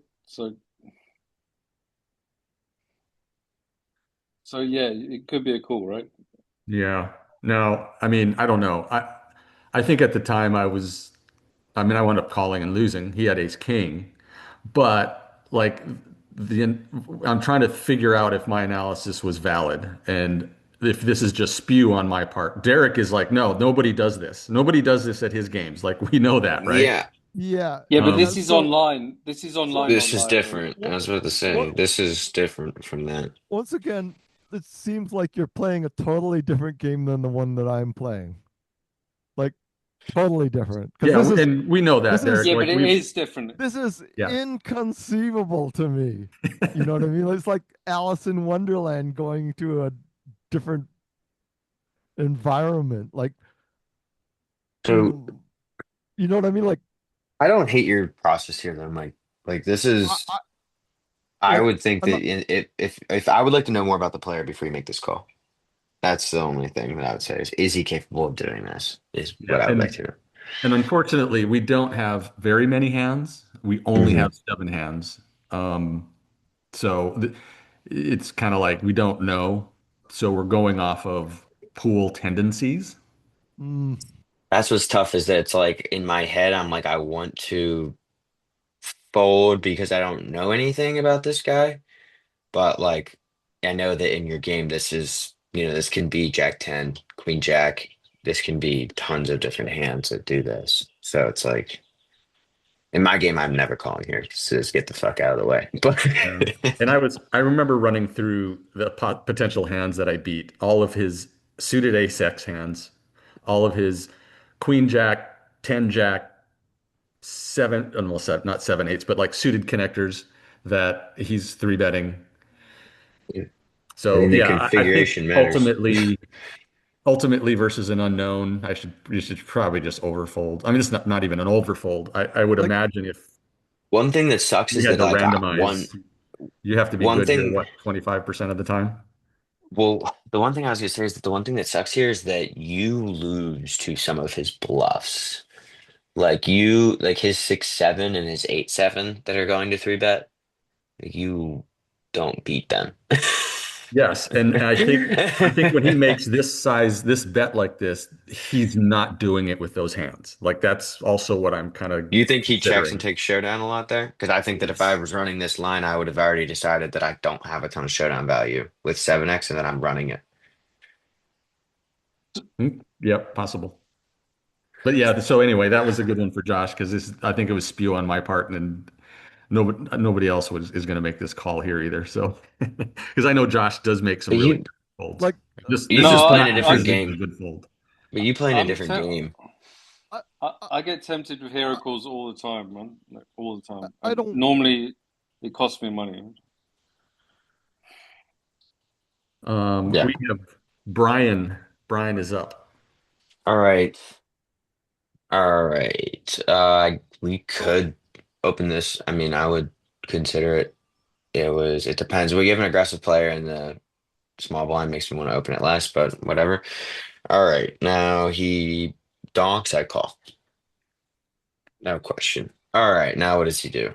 He goes small on the turn, so now we're gonna raise because his range should be generally capped. He looks like he's pretty. Is he a fishy player? I can't. Um, Nine hands. Nothing really. yeah. I mean, he's been pretty active in those nine hands and aggressive. Okay. So we could raise here. I mean, I'm sure you're probably gonna nuffle this and raise to like what, 20, 17. Now he is going to hopefully fold a lot. Oh, he folded. Yeah, there you go. Bang. Nuffle. Oh, he already folded or he didn't fold? He folded He Jack folded. 10. He did. He folded. Oh, okay. I didn't see the action yet. Okay. Another successful Nuffle deployed. Dean. You get a good hand. Yeah. Crazy daisy. What Okay. about just Setting up. flat calling ace queen off? You could, but I don't know if like maybe if it wasn't the button Hmm. and this If guy. you're in position. Against the button? No, right? Yeah, I don't think so either. Hmm. I don't even know. Against the hijack, maybe.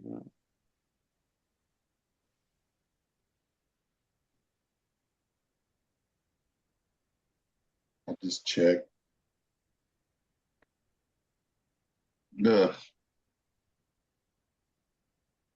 Me, I want to call because I don't believe his shit, but I can see just folding. Yeah. Hmm.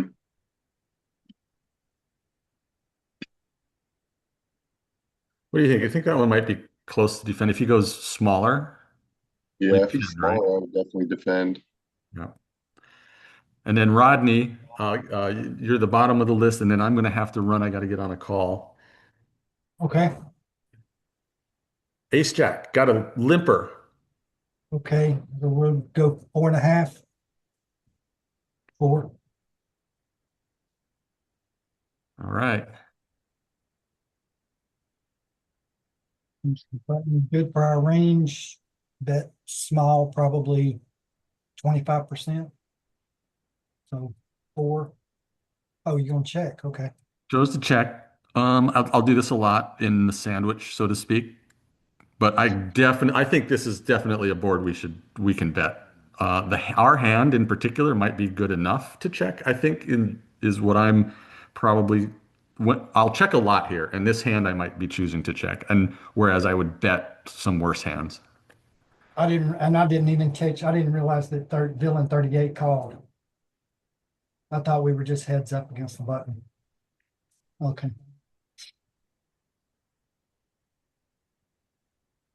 Um, we just check here again.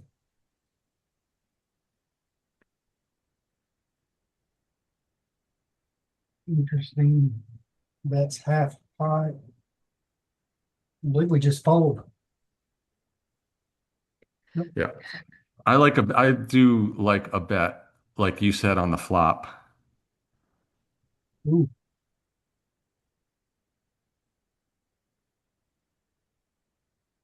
But I'm also kind of like not soup. I don't soup hate this check either. Like right here. yeah, no, I think, like I said, I didn't realize, I didn't catch that villain 38 called. I thought we were just heads up Oh, against villain gotcha. Okay. 21. Yep. So yeah, I would have definitely checked here in the middle.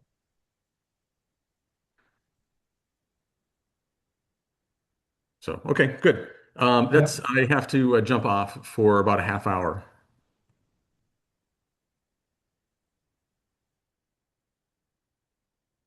Thanks for the hands. That was interesting.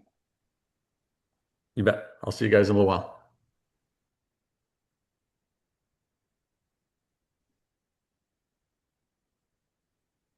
So I'm I always like seeing these things because it's a totally different, I get to experience like a much different play than what I play.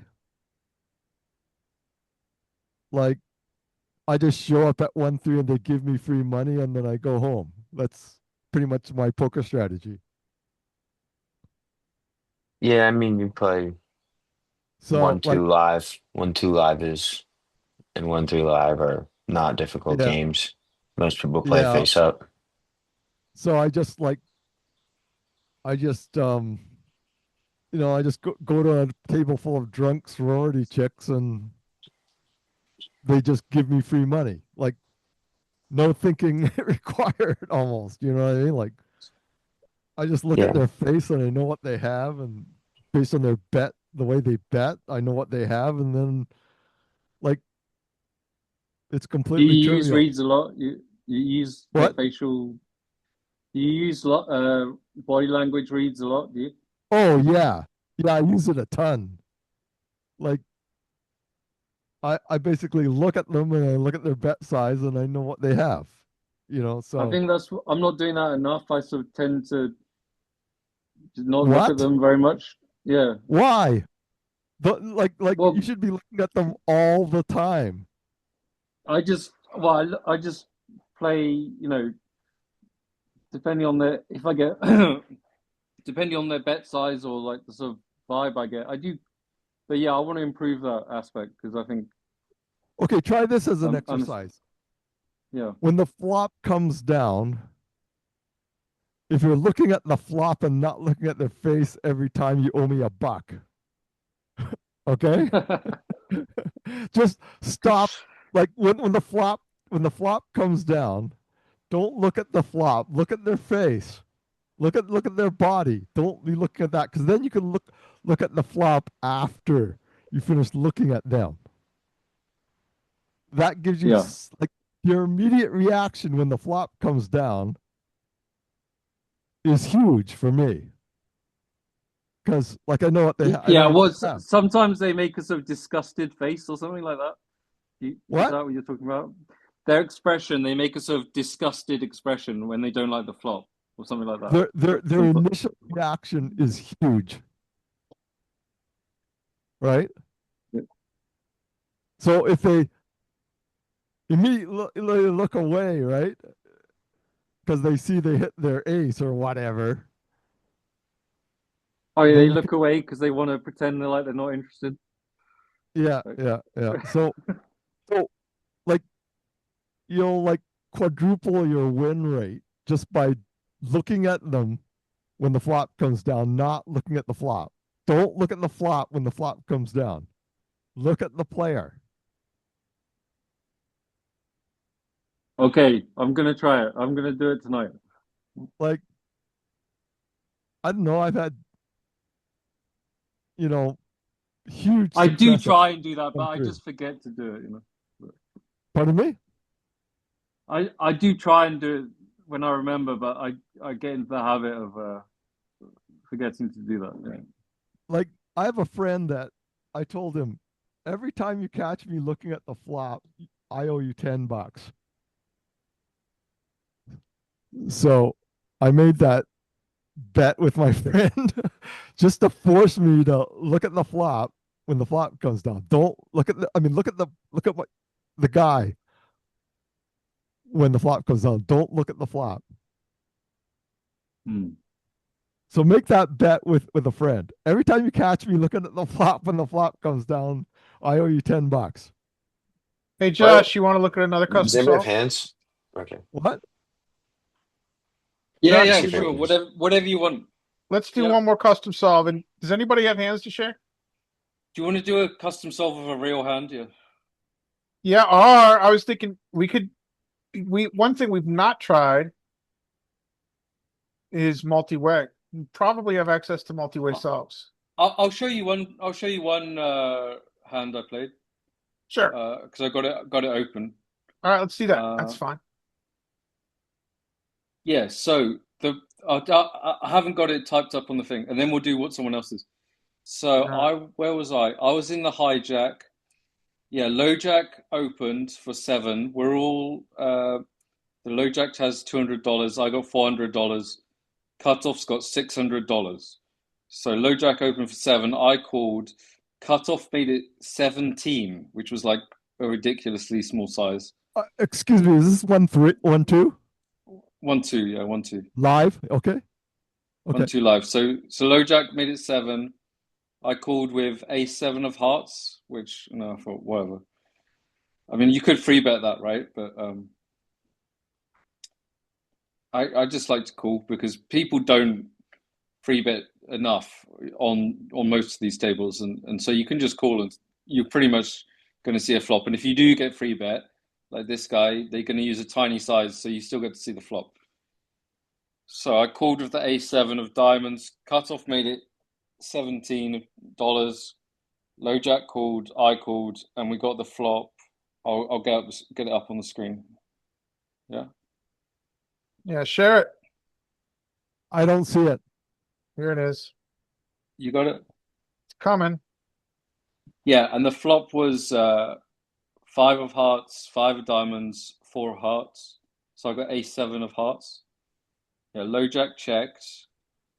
I checked, and that's the kind of range, I might have played.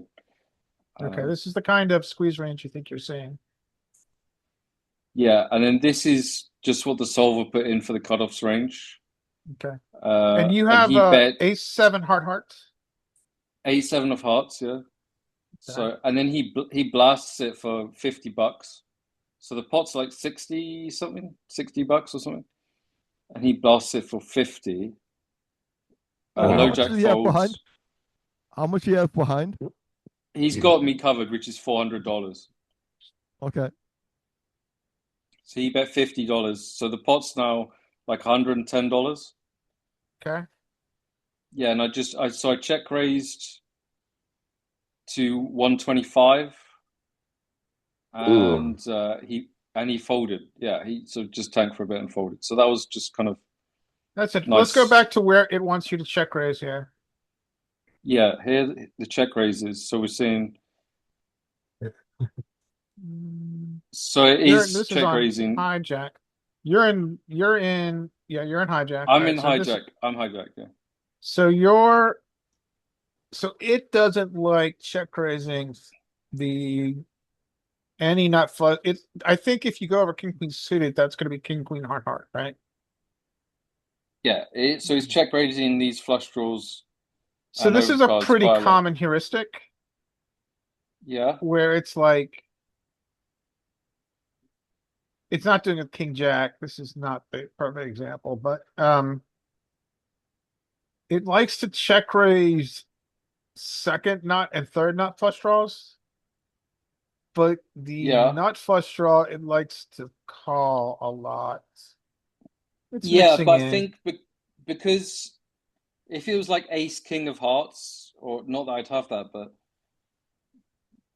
if it was an ace and a big card, like ace queen is calling, right? And two Yeah, big yeah, hearts. yeah. But a big heart and a little heart can raise, right? And Gotcha. especially Yeah. like I guess the ace point is ace that our kicker in theory is important here, right? It wants to have two, like the way to simplify it, I guess would say if you've got like the ace X heart draw with two broadways, ace and a Broadway, it wants to slow call. But the worst, I guess these are the yeah. worst flush draws, right? Yeah, like Which ace also jack of are a hearts. gutter. These Yeah, ace combo jack of draws it likes hearts to just check calls. raise. Ace jack So now ace free is just jamming, right? Look at that. So so so like with the nut flush draw, yeah, like ace jack of you hearts. yeah, so ace jack of hearts. Ace queen of hearts prefers to call. And then these ones with a bad kicker are raising more, right? I mean, Yeah. I don't know why seven's more aggressive than six. I'm not quite sure why, but I guess because, More straight possibilities with six, right? yeah, I mean, six is just, but I mean, if they jam us, we're not folding, right? We're not, I I don't think we're doubt it. folding. So So, so the thought is that the ace queen ace jacks are more likely to win. Like they they have can Well, more just let's check well chance. let's call. start. Let's go to basics. Can you switch the look to equity? Switch the drop down to equity. Like Let's see. So it, they have what, 39, 38. It's not the equity because they all have essentially the same equity. Except the combo draw to the gutter has more equity. Notice how much less equity the king high flush draw has. So it's not Yeah. equity that's driving this play. I wonder, my thought is if we check raise a7, we're unblocking like Jack high flush draws and 10 high flush draws, and that maybe we Yeah. can collude them. Maybe I don't know. I'm So guessing. so ace queen suited is blocking queen high flush draws. Yeah. So that So means that we get more money when the flush comes in because he calls down with queen high. yeah, so like with ace seven suited and someone is there with you don't want to kick out queen high flush draws, jack high flush draws. That's my assumption. I'm not. So so if you have ace queen suited, then you're blocking the queen high flush draw. So you So want we to smooth just call call. because when the flush comes in, we make a lot of money with the nuts against the queen high flush draw that can't fold. Right. And we're fine with stacking off losing our stack to a boat, Yeah, both. right? Right. Well, So it Yeah, would so but they depend don't on have a range boat. versus They range eh, here, right? He just as a probably they doesn't don't have a lot of because 5x in his they squeezing don't have yeah. range. any 5x. They don't have any pocket fours. You So know, so we don't think that they have that. So we we're we have just all the counting fives a and all the boat. pocket fours, huh? Yeah. Yeah. So we're discounting a boat. So we're assuming that we're gonna win with the ace high flush draw. So if there's no queen of spades in it in his hands, because we have the queen of spades, we're less he's less likely to have the queen high flush. So we're just gonna smooth call to Yeah, get our flush cheaply. We but don't yeah. need to So bluff. I thought this was interesting. So if we check raise him, and he's actually folding aces here, and he doesn't want to have the if he wants to call without the ace of hearts. Actually, I thought it was quite cool because that means you've got the ace of heart flush draw. So Okay. can you see that with the aces that some are jamming and some are folding? Yeah. Uh, so I thought that was quite interesting. The suits, how the suits play out, right? So let me So see this line. Legend hijack raise. Cut off. Yeah, it wants to he wants to unblock the nut flush draw, and unblock then your bluffs. yeah, I gotta step away. I gotta get a delivery, but I'll be back in a minute. okay. Did someone else have a hand they want to do?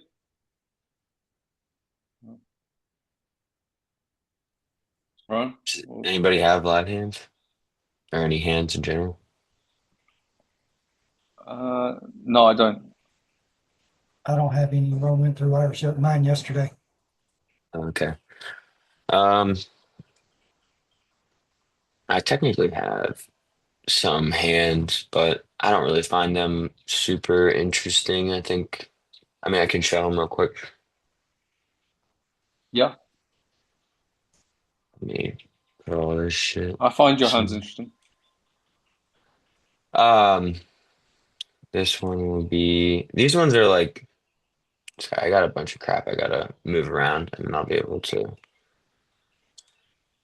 get these going. Okay. What's this? Let's move this over. All right, let's share this screen. All right. I'm in the big blind. We have a very small open size. I'm gonna play for the game. Technically, this is big in theory, but this is really small in the game. And That's we that's get my standard open size. yeah. In our game, in my games, it's like 10 is the minimum usually. If someone opens to 7, I usually almost always just start attacking it. But especially if they open to 10 sometimes or 15 sometimes and then open to 7, I usually go crazy. I didn't know anything about this player yet, so I don't know. What do you want to do here? What does anybody want to do here? You guys want to three bet? You want to call? Fold is an You option know, too. yeah, like I think in Solver World it's a fold because if you make a flush, you're gonna get stacked. If it's flush over flush. But Yeah. like so it'd be a lot better heads up. This hand would be so much better, and it's not so good multi-way. But I think for $5, come on. I mean, I think I I would. like a three bet the best here. I Yeah. think that Okay. this is never a very strong hand most of the time when you're playing live, at least in the sizings that they use in our game. And that obviously these two are both capped. Whenever they just call behind, I think I should really just be three betting here, and I'd probably take it down often just by three betting. Um, I think I made a mistake and I just called here, kind of thinking, oh, Mm. whatever, $5 more on the big blind. I'll defend my big blind with a suited connector. This is bad, I think. I think this should be. I will say that I think this should probably be a three better fold here. Probably, yeah, that's probably what it would be.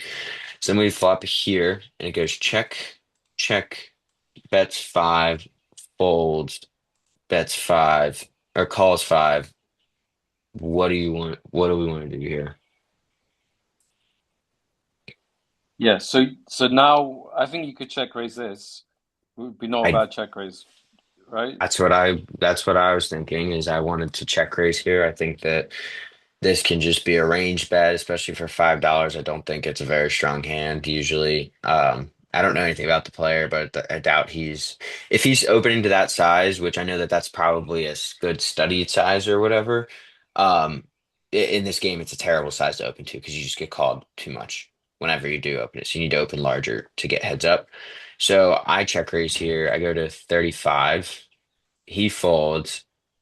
This guy calls. And now we Okay, get that's this turn. great. Okay, that's great. And now he does this. Donks for 25 into me. What do you want to do here? I'm raising here. Uh, yeah, I would just jam. You Yeah, or you want to raise. jam? Yeah. I don't know. I don't hate it. So basically, I'm trying to range him here. So whenever he calls a check raise, I think he's gonna have a lot of king X, right? Like we think he's got a lot of king X here. I think that when he calls here, he's just got tons of king X. He can have some straight draws. And to me, in my head, it was like this is probably King X and straight draw open ended or some sort of straight draw trying to set its price. I don't think it's going to be a very strong range a lot of the time. Um, and I think I don't I was see how kind of the in. four would help him at all. Yeah, no, I don't think the four changes anything. A lot of these donks, we do know though from what we've been looking at, a lot of these donks are not weak. They're usually pretty strong hands. Turn donks, especially I would say, especially after being check raised on the flop, it's But what about the probably it. sizing here? That's the other thing that's going through my head is the sizing. Was I'm like the sizing is screaming weak to me. The donk turn donk is screaming that it's a bit stronger. So I'm kind of in this middle area of like, what do I want to call? Do I want to like click it? Do I want to do a big raise? Like, what do I want to do here? Because that folding I think is terrible, but I I think that. I think he's got a lot of raises, a lot of draws he's setting the price for. Like Okay. like I don't know. Queen Yeah. Jack. I agree. I think that we probably and I think so my head is there any merit? I think that like the sizing's telling me it's weak, but the turn donk is telling me it's strong, which makes me think that I agree with you, there's a lot of set my price draws and there's a lot of king X. And maybe this is just like bad Oh, because I've just not been getting paid recently that maybe I'm just playing like shit and making these weird raises because I'm just like dying to get paid. So I only clicked it here because No, I think this is awful. no, I know this is terrible. no. That's Well, just wait. inconceivable. Yeah, just wait, I Derek, would. and see how much. Let's see how much you complain after this happens. Oh, okay, fine, fine. But What what do we is want to he? do? So he's claiming he's got Oh, a set. Yeah. I was sitting here trying to think. I was like, does he ever do this with like what does he have here? Is he ever going to do this with a draw? Probably not. Is he So he's got ever? pocket tens. He's got exactly pocket tens, right? Is what he's saying. Because we block everything else, Yeah. unless he's got It's- king, king ten of diamonds. But Think I he think that would has, just raise on the flop, If he right? had kings, wouldn't he have raised? He would have yeah, I don't think he has raised kings. pre-flop. I think that That he would can make have sense. pocket tens, king 10, king 5, king 4. I mean, I do block Yeah, them, but I think it's still he possible. could have king four. Yeah, I was I like, wouldn't be surprised to see king four. does he Okay. ever have ace, king, king, queen here? I don't know. I mean, I went check raise flop, re-raise his donk on the turn. Now he jams. Like this, I don't know what it is, but I think I should just be saying, I am not good here. It's time to fold, is what I think. Hard to I do. think I, yeah, I think I have to. I think this is a, this has to be a fold. Like, Yeah. I call, of course.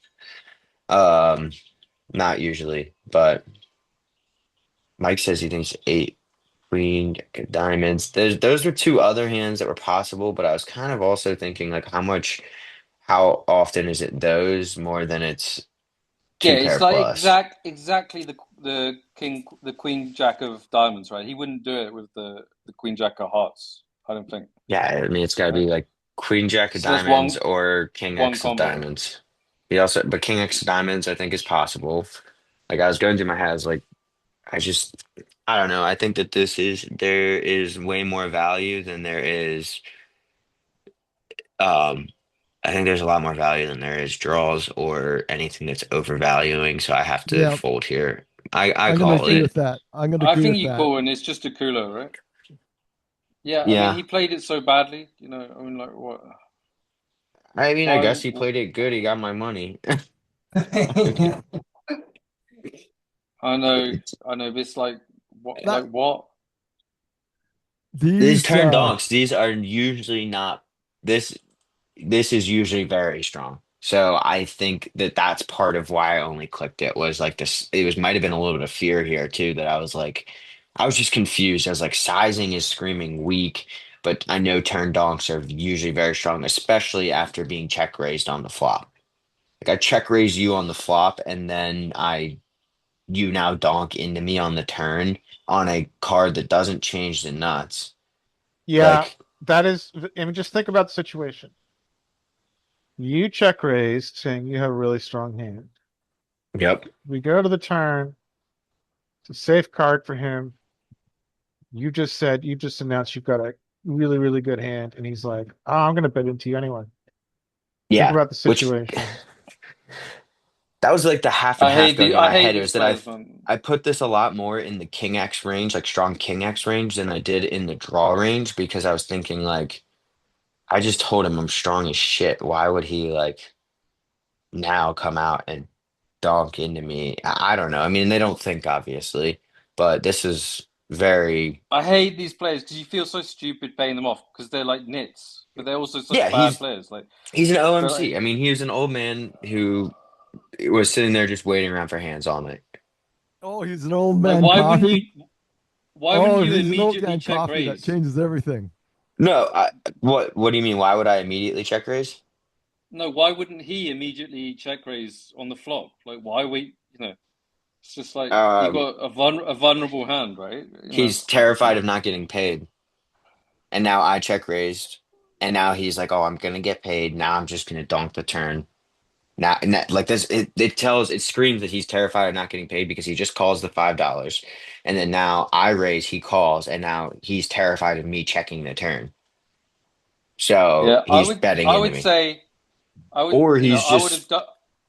like Okay, actually scared of a set is another thing. Like he's scared of a set, but he's in the point in the head. Like it's the same thing that Derek talks about. Like maybe he is scared of a set, but he's also in the thought process. Like when he rejams, like he didn't snap jam over top of me. He was sitting there like looked actually somewhat pained and was like, I'm all in, I guess. And Oh, they're I was so sitting there pathetic, like man. I was like, are you? I was like, what is going on here right now? And also the turn donk is just it's too small a size. Like, what if you just did have like a flush draw? It's just like such a If stupid he, play to bet 25 on the turn, right? Like yeah, it's why? bad. I shouldn't have paid him off though. Is what's bad. That's the Yeah. thing is I shouldn't be paying these players off. This should never be. Yeah. He shouldn't be getting paid off here. This should be a and Yeah, but I part make of my head is I check raise the flop and turn with a bluff and turn two pair. Like, am I really gonna fold now? But I was like, that's what I need to be doing is folding here. He's telling me my hand is not good. Yeah. Like against an old man coffee, you're you bet folding a lot, Yeah, right? I You mean, don't want to pay those. Okay, I'm an old man coffee. I'm 68 years old.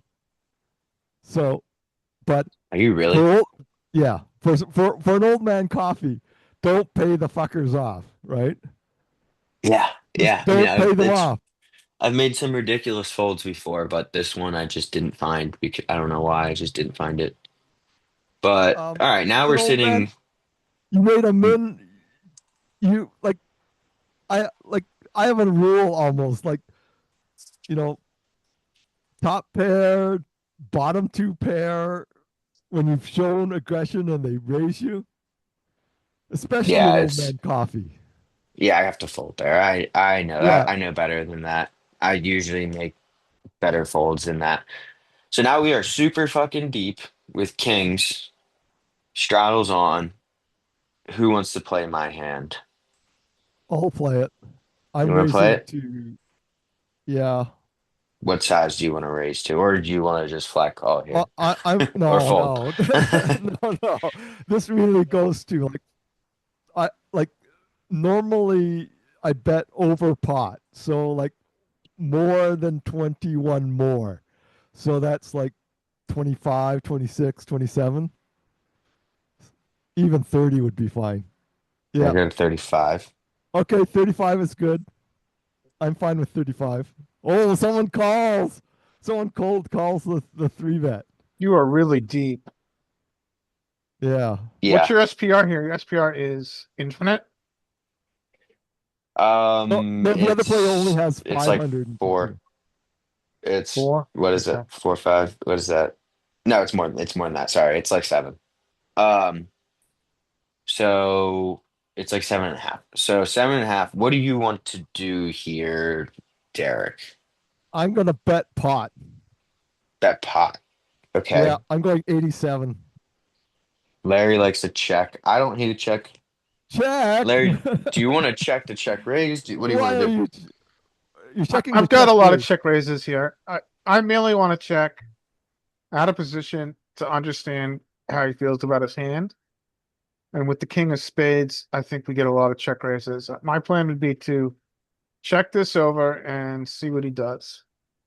Okay, Well, I went with Derek. I didn't bet pot though. I I want to get the whole shebang in or fold, Kings are but not good. Kings are, it sounds insane, but generally you're not going to want to get all the money in here for 300 big blinds in, well, I guess technically this is it. I guess it's basically 100 big blinds because of the straddle, but yeah, it's very different because in 1-2 they're not good. If they're not going to call you down with worse, then why would you wouldn't want to get all the money in?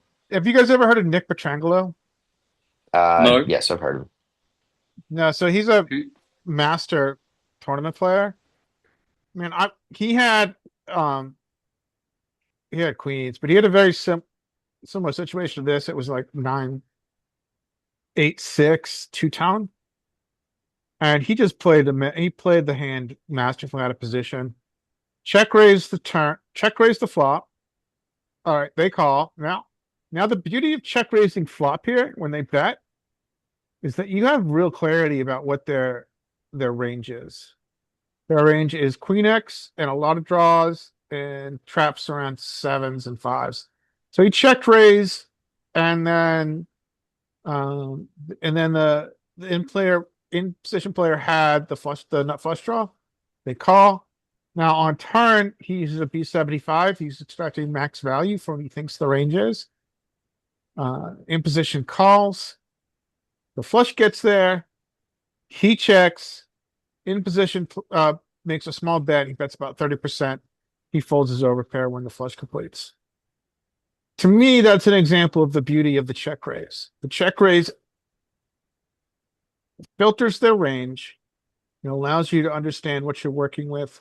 and allows you to more clearly understand when you're outdrawn. Okay. Well, this is what I did. Well, I came I out think and that bet. betting clarifies their range too.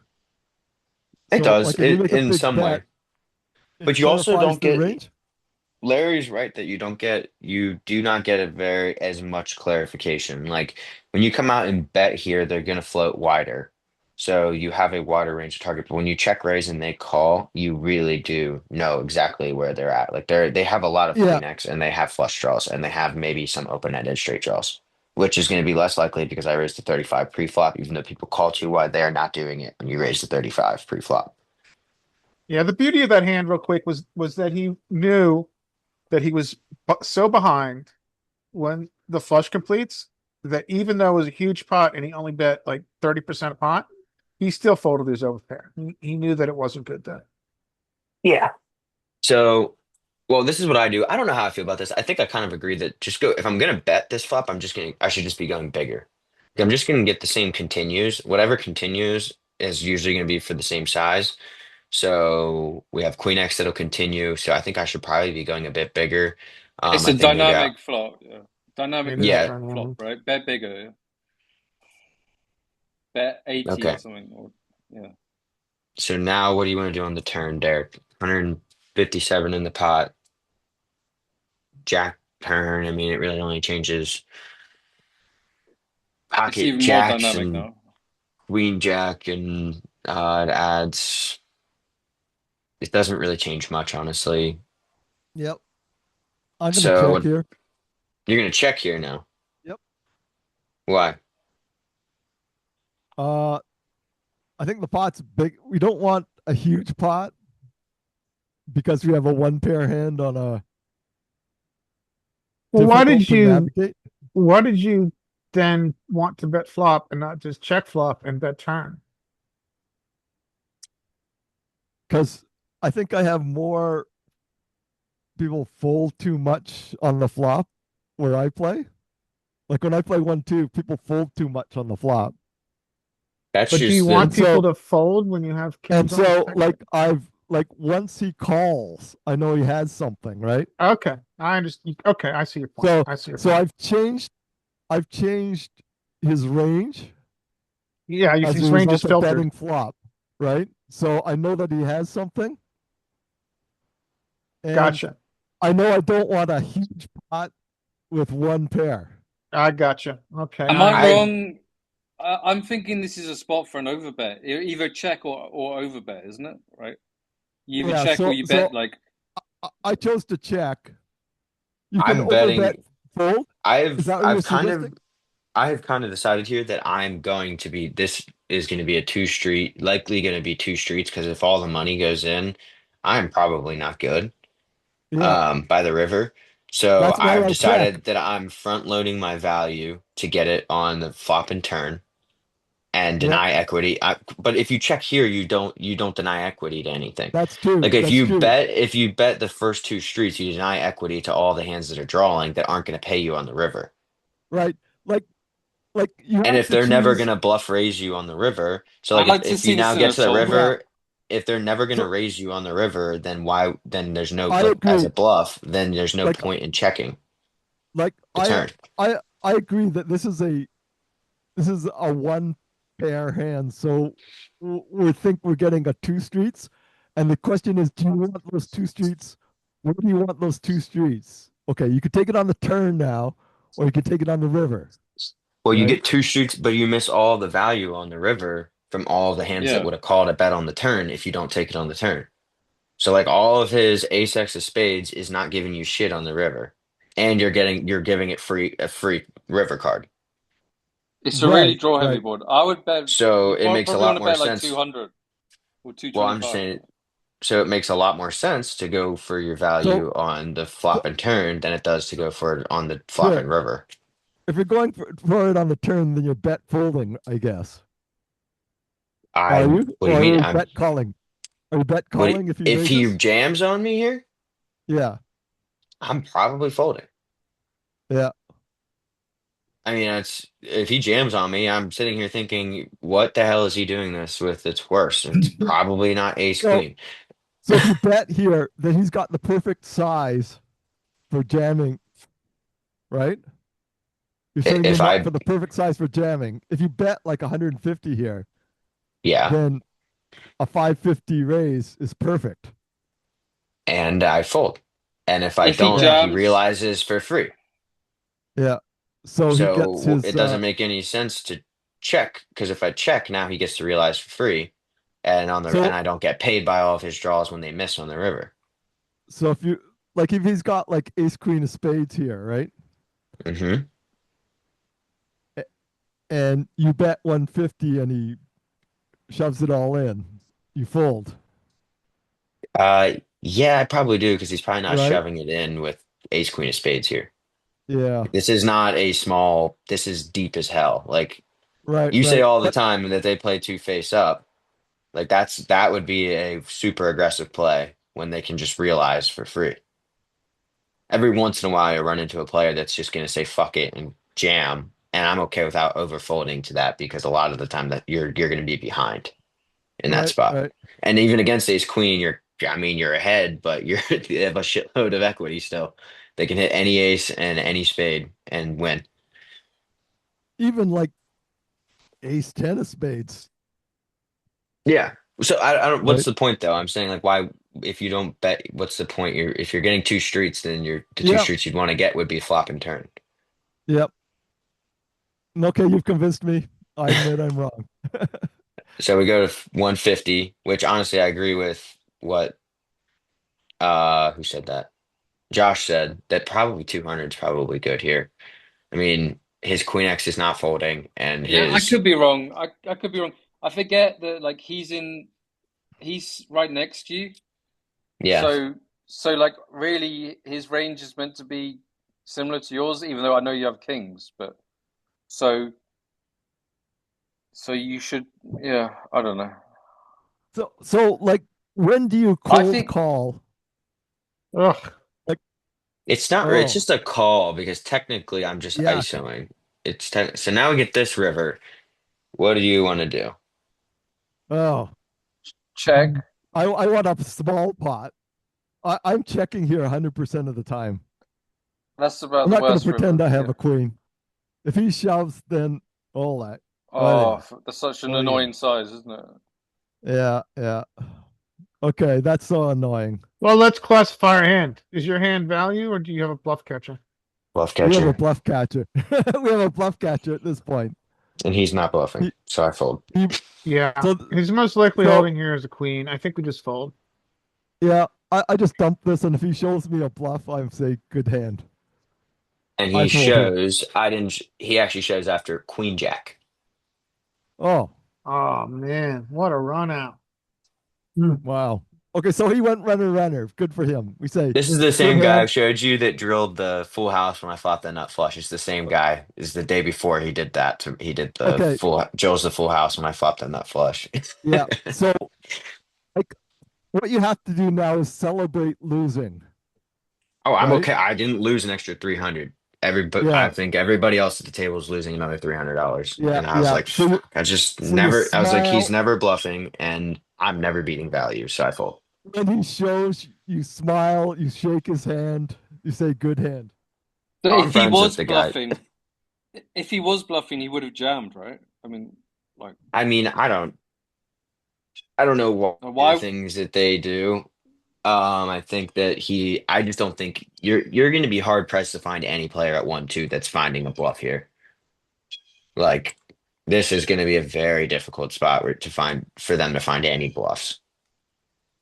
Yeah, I don't think I they would have the treat balls. this is almost like a three bet pot, even though technically it's a single raise pot. But with the straddle on, it's going to play similarly to a three bet pot. It's like I three bet to 35. He called, and now we have a double Broadway paired board, and they're putting 300 into it. They're not bluffing. I mean, you're just Yep. beat. And you did show, I mean, you actually showed the Queen Jack, and I was like, that's unfortunate. But Like there's that. There's that. What I call the Harrington rule.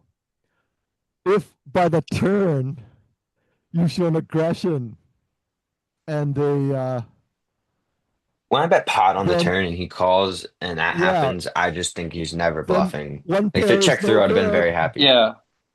If it checked Because One through, you've I was pair like, is taken, yeah, I've filtered his range to flush draws and queen X and even two pairs and stuff like that. yeah, you've shown a lot of strength, right? And now he wants to put in 300. Yeah.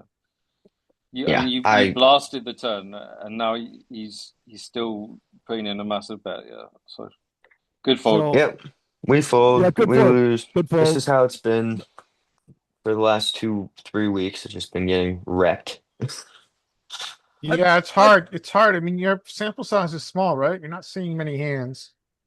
Yeah, I'm playing 8 hours a day now. I was playing wow. about five before. I'm playing like eight now, and I'm still like I had one that day I ended up I had like a real big win that day. I ran really good. I think I played pretty well. But then the next day got cracked. The day after yesterday, which was the next time I played again, I got absolutely smacked yesterday. I What? lost with top set like five times. Just got, and then Holy shit! every other time I flopped just every other time that I did hit a set, I didn't get paid. And if somebody did put money in, they outdrew me and won. So I was just like, fuck, I'm just in that bad variance. So just Like need to play more hours. where where are you playing? I And play at a live poker room. It's not a casino, and what's the rake? What's the it's rake? it's 10% to $6 to $7 with the two or $6 with a $2 jackpot. So they take $1 for every Wow. $10 in the pot, and then another dollar for the next 10 for when there's $20 in the pot. Wow. So That's a lot of rake. yeah, I just got That, wrecked right that's a before I lot of was about to move up. I was about to be moving up in stake. I got wrecked and went on a monster downswing, and I was like, shit. So now I'm still at fucking 1-2. Need to recover again well, and like get out. I'm I'm wondering if like because of the extra $2 that they're taking out probably really makes a difference. Like what's the is the rake the same at 2.5? It's the same, this same structure. I need to be playing 2-5. I just was kind of, Yeah. I need to be playing bigger stakes in general. I'm Because considering pulling some because more money aside and just moving up. if they're taking $2 out, that means they're taking 100 big blinds per 100 out of the game, right? Yeah. Might Um, that alone might make it like not that so like if they're taking six, like that's three big blinds plus another two big blinds. That means they're taking like four four big big blinds. blinds per hand. So that's four 400 big blinds per 100 Yeah, pretty much. out of the big pots. Yeah, So you're losing a that lot on rake. so like if they're taking that's a lot less big blinds per 100 at 2.5, Oh, it's right? like 1.4 or 3. Yeah. So as opposed to It's four, 1.6. My bad. yeah. So if they're taking 400 big blinds per 100 versus like 160. 160 big blinds per 100, that's like I think I think if I was in that situation, I take shots. I start taking shots at 2.5. I need to. It's just kind of hard to take a shot when you're just getting wrecked with variance at the No, current but like time. if you're losing if you're losing 400 the table, they're taking 400 big blinds off the table, Yeah, right? it's a lot. They take over $100 an hour off every table. Yeah. So that's like they're taking, you know, so much 50 big blinds per hour out of the Hmm. games. And I don't know, Yep. you got to start It, taking shots soon because, yeah, I or need to. come to Niagara. Come to Niagara and play with me. Like they play, it's a timed game, Yeah, right? time would be nice, but that's not the structure down here, and I like where I live. Okay, come to Niagara Falls. What's your Mm. hourly charge? What? What is the charge per hour? It's $7. That's awesome. I shouldn't be saying this. Stop recording, erase this bit. Else people will start coming. All Right. right, we Seriously. can pause recording. Hold on. I'll pause recording. Every Yeah, pro on yeah, the server's coming there now. yeah. Just erase that part where I told. Okay. So, All right. Well, If anyone watches this. it's 2 o'clock, guys. Do we do one more custom solve with Josh, or we punt till Friday? I mean, I can do one I'm more. gonna get ready right now to go play poker, but I'll be on until. So if you want to run another one, I'll be here. Well, look, if you come to Niagara I'll Falls, show you then one. I'll show you one hand that's kind of similar to Brian's hand. Yeah, sure. Let's do that. So and then we'll call it. so Yeah. we all agree that you should move up, Brian. Is that agreed? Like, Yeah, it's hard, but my confidence has been slightly wrecked in the last 3 weeks, so I'm recovering still. oh, Like, I was oh, very close to the marker that I wanted to be at to move up, and then I got wrecked for 4 weeks straight of just yeah, like the largest downswing I've ever taken at 1-2, wow. and then I've just been consistently getting wrecked. So, I mean, I feel like yesterday I think I played really good yesterday and I still lost a decent bit. I played very well Okay, and but sometimes you're still going to lose. you know what?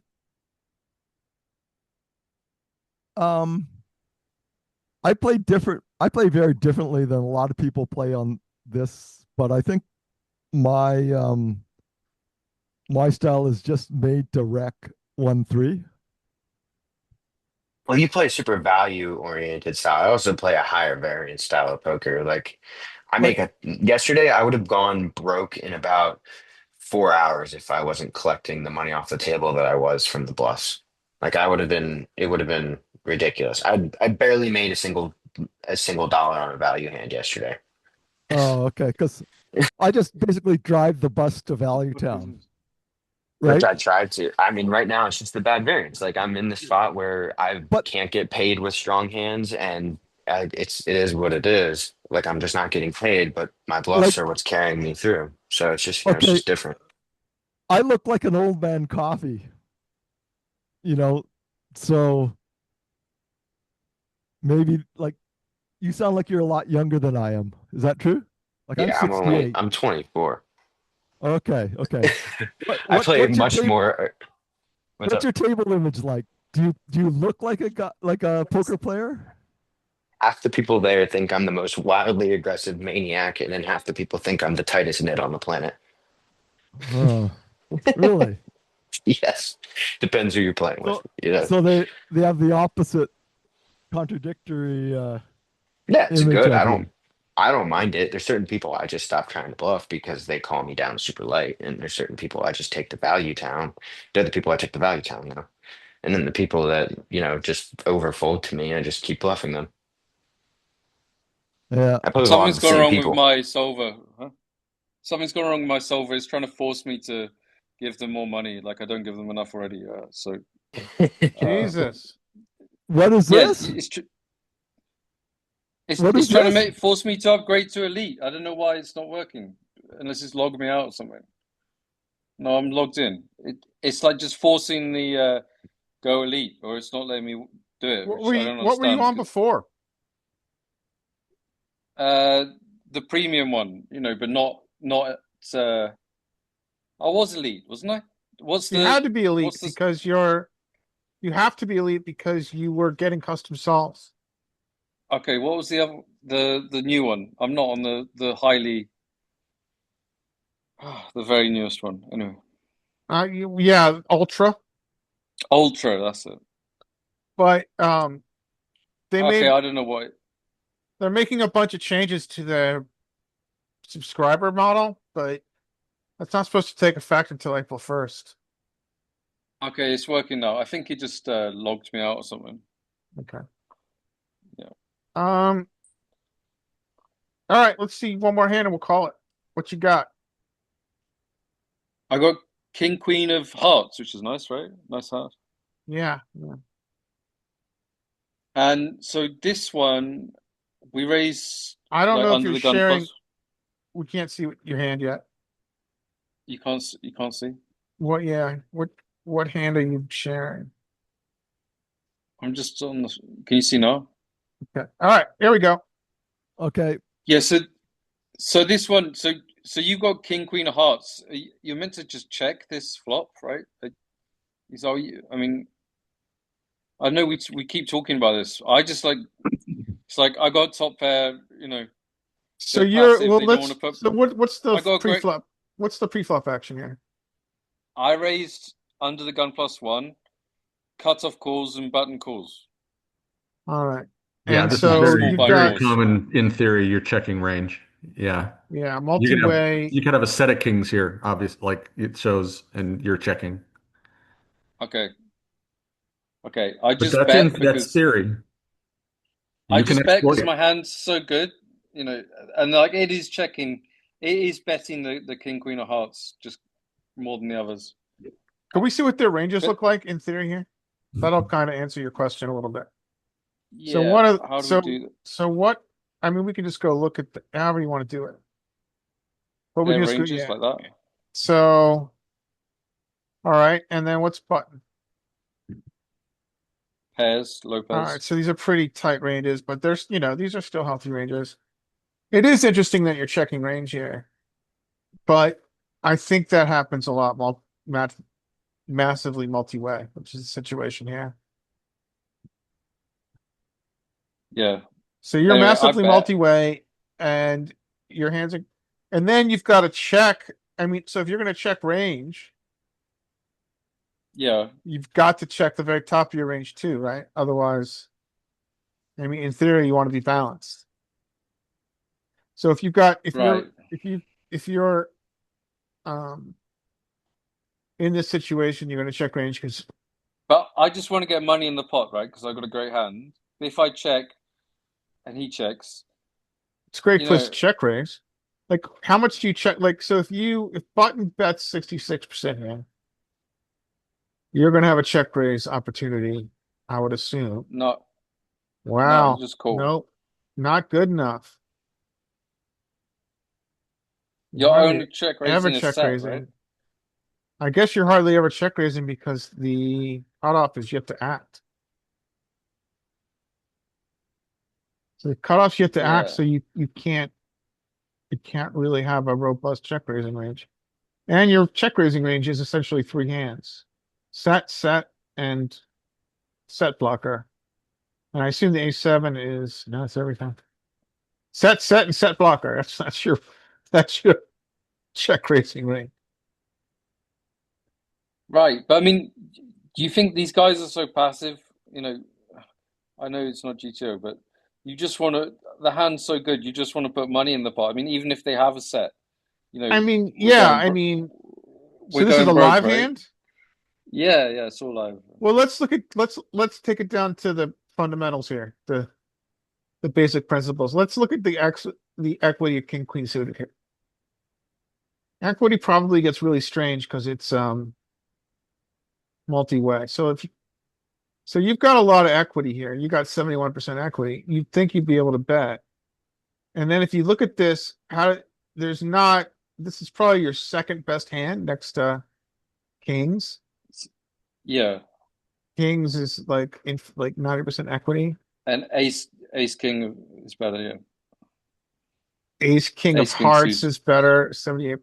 Yeah, those are your three best hands. So like I could see your point about wanting to bet, but can you understand why solver wants to check? Yeah, sure. I Yeah, mean, I mean, I would check here and I would check raise a lot more than solver. you check raise with I'd check here and check raise massively multi-way. It's already yeah, what for with every tighter ranges than what's actually at play. You And probably you do with get a probably lot every would more have to give decent checking. them king, looser ranges to be able to see really what's going on, but it's really a what with every complex decent spot, right? king. Yeah. What would my check raise region be? Yeah. Well, Kings. let's go back to strategy. All right, so we checked, middle position checked. what would I add to this check raise region? I would add ace king and aces. And frankly, that's about it. Especially aces with the heart. But I Yeah. don't, I think it's being defensive here because cut off has yet to act. Yeah, that's probably changing things a lot, right? Yeah. Yeah. I think you're the middle of Well, this. if we just killed the cutoff, Well, that's going to change a lot. So now you're going to bet a lot. Yeah.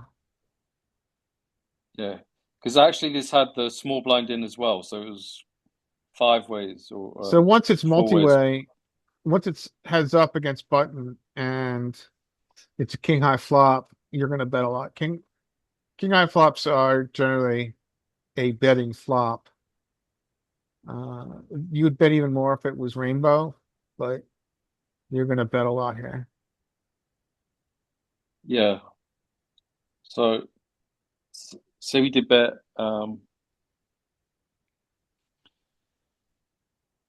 cutoff calls actually, but button will do. Yeah, and how big? Yeah, and then queen of clubs. So the hand is good, and then I'm like wondering what the hell they've got here. So I for this, he wants to bet 66, but I just blasted it because I thought this was another OMC actually. So blast it, and I'm wondering what the hell they're calling with. I think it must be like the ace flush draw, right? Is the only thing. Yeah, all the I flush don't know. draws, sets, uh, you're blocking, but the king X in there. And then we got a boat, and then what do you want to do here without looking at the thing? So it likes to check here because in theory you're blocking all the good hands that it has to call you with. So it's doing a good portion of check trapping. Yeah, But so this is I just jammed like and they yeah, I folded, think which jamming was is fine. but I thought this was interesting. So with the hearts you check, and without the hearts you jam. So I think if you've got the hearts, even if it's the king queen of hearts, that means they're less likely to have a flush draw, meaning they're more likely to have a king, right? Or pocket queens, or I don't know, The king something queen blocks the queen of a hearts, set. and that's important because you you are blocking their bluffs. At some portion of the time, they're going to bluff busted heart draws, and so you don't want to block busted heart draws. Uh-oh, I think I just got myself into a logical Yeah, this you circle. got to,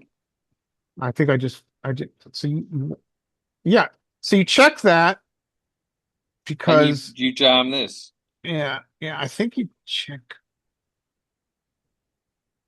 In game though, this doesn't No, matter. we've been through this circle before. If you go to what if you go into what he's bluffing, if you check, he's It's going to probably be, not bluffing busted heart draws because he's not supposed to do that. So but he's got go. the low, yeah, all the low heart draws bluff, right? Okay, so I'm wrong. Yeah, because you want to.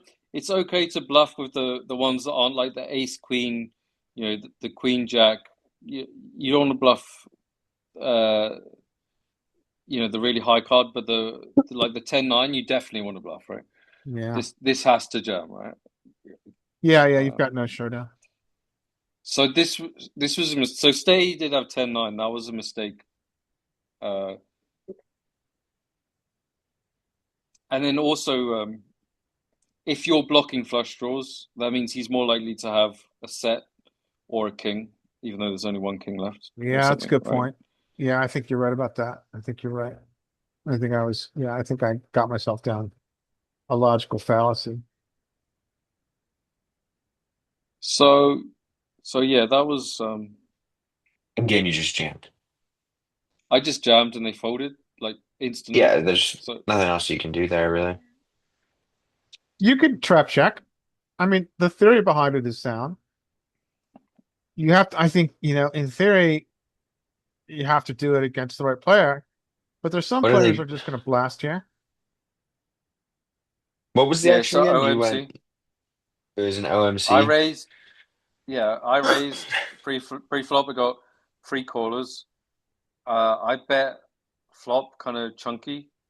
One caller on the well cutoff, but whatever. Yeah, he just called, and then I bet pot on the turn. He just called, Yeah, and then you just jam on him. He's never gonna bluff. You just jam, and hopefully he has a king. you just jam on him.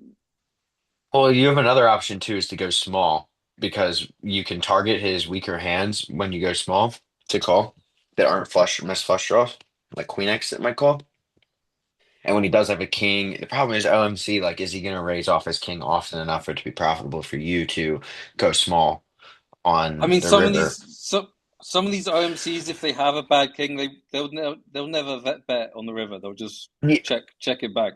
You know that. exactly. That's what I'm saying. That's why this is the last person you want to check to. He's never going to bluff, and he's not going to bet thinly enough for value. So we don't want to check to him. So we want to go, you're really in between of like his range is going to have more King X, even though you block it, than it is going to have Queen X when Queen X isn't betting. So you might as well just go massive because he doesn't have a lot of Queen X that gets to the river in this line. Like it's got to be Queen X of hearts. And that's the only Queen X that can call a small bet. That's the only hand that's going to call it. And then he has King X, which I know you block the King X. That's not, and that's going to call. He's never going to. Yeah. It seems to make most sense. I don't know. Is there a better argument for why you wouldn't want to just jam against a player that's not going to be that thinly enough for value and isn't going to bluff? No, I think against a player that doesn't have any bluffs, you clearly want to bet. But you can understand in theory why we do have checks with this hand, But right? yeah, I understand because you block everything. Like Yeah, if I was yeah. up against a super aggro player, I'm checking this to him all day, hoping he Yeah, just there are blasts. players out there where you just want to check them. I mean, yeah, or even maybe just a really small blocker bet. That sometimes those players with weaker and raise off with their king X and their bluffs. But a lot of them don't do that stuff. And, True. you know, in 1-2, it's a lot of very like we looked at forward most of the time. But I yeah, have one more hand. If you go, Sure. yeah. Uh, okay.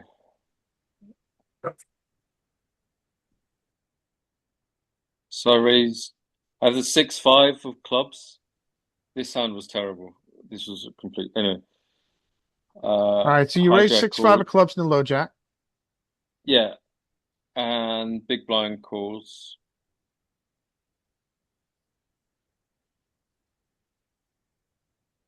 I mean, I've not put in the ranges right because their range is Are too incredibly tight. wide. Yeah.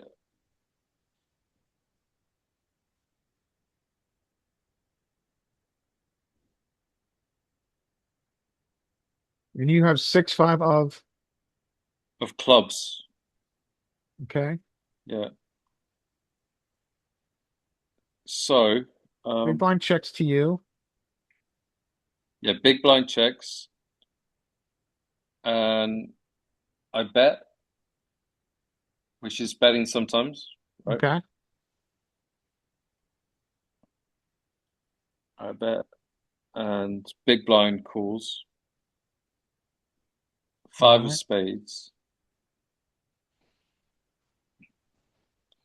So, then they check again. So you have showdown,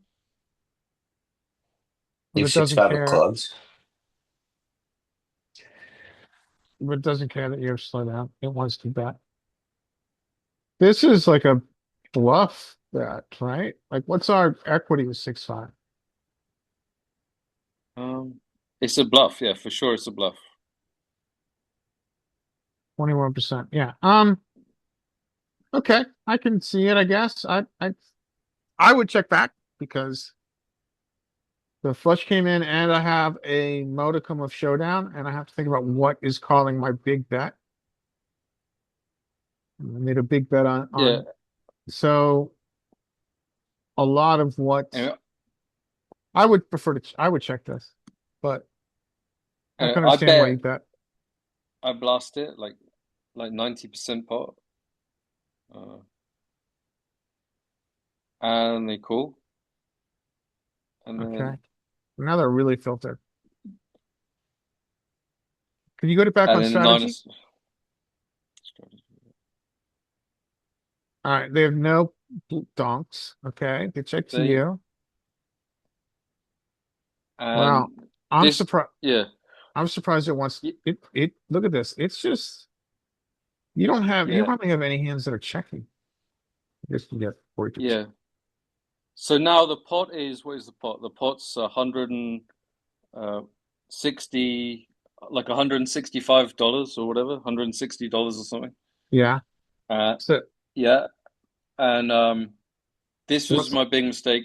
I realized, I got to bet, right? Because like they definitely have something, and like, but also my range looks so strong, right? I have all the aces of spades, so I think I mhm. got to bet. So the pot's 160, and I bet 100, which was like, oh, so too small, and they tanked for like 3 minutes, and then eventually they called with uh with six of hearts, two of diamonds, like, so they got trips. Oh Do, wow. do you But talk to them while they tank? no, I don't say anything, man. I just sit there.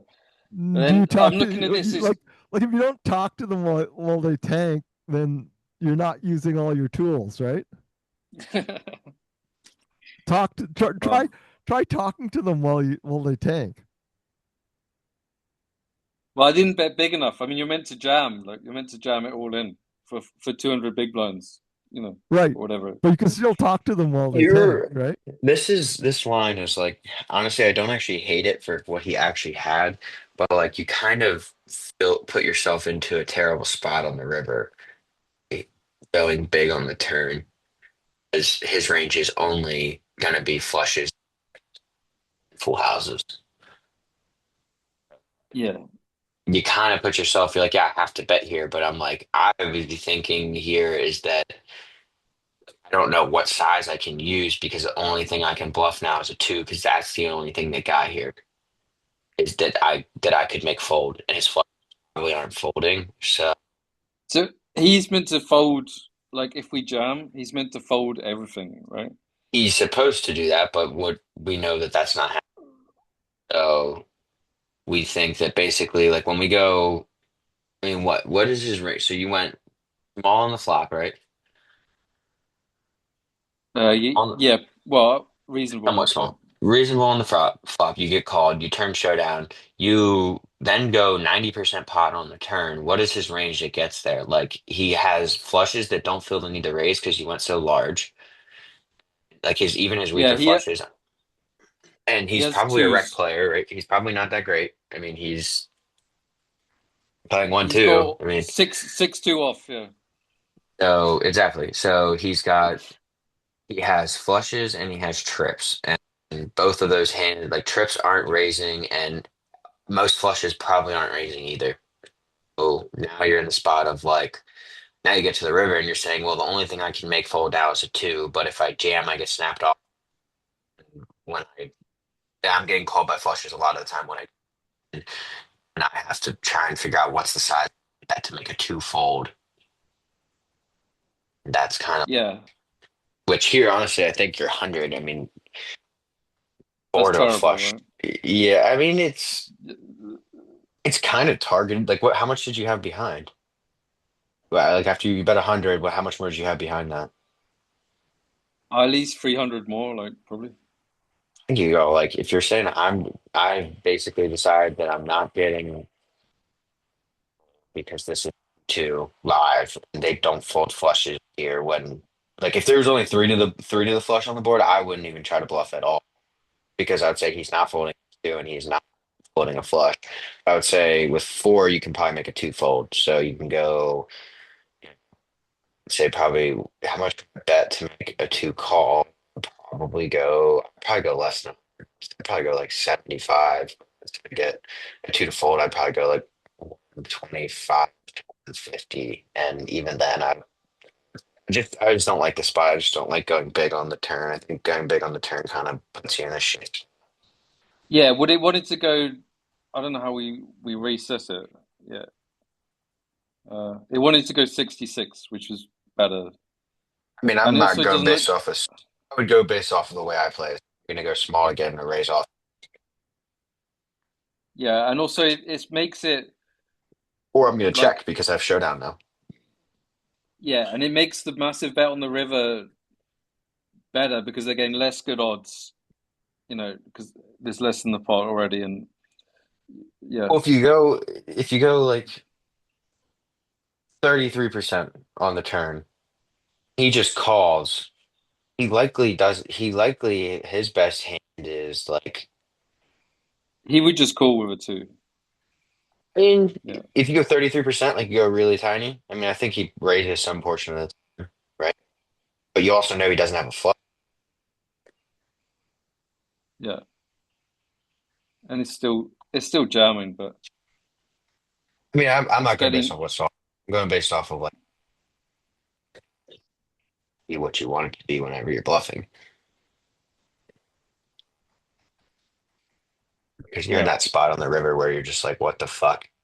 Get to fold and try and get a two to fold, but that's not fun. And trying to get a flush to fold is not fun. It's just kind of like really shitty. I don't know. I mean, yeah, I would say on the turn, I would either check or bet small. The reason being is that on the turn, when I turn showdown value, I think you do have a showdown value there because he still has 3x that he has his straight draws that and that kind of puts you at a check with a decent amount of them. Now you have some sort of showdown value. And then when it checks, you get to decide on the river if he comes out and bets. And here he doesn't come out and bet, and you probably just check it back. Well, then if he doesn't come out and bet on the river, you know he doesn't have a flush here, so you could decide like, hey, am I going to turn this into a bluff now? If you go check on the turn and he checks the river when that four liner to the flush comes on, you could kind of just blast him because he never has a flush there. yeah. I mean, yeah, this is all like I was just saying.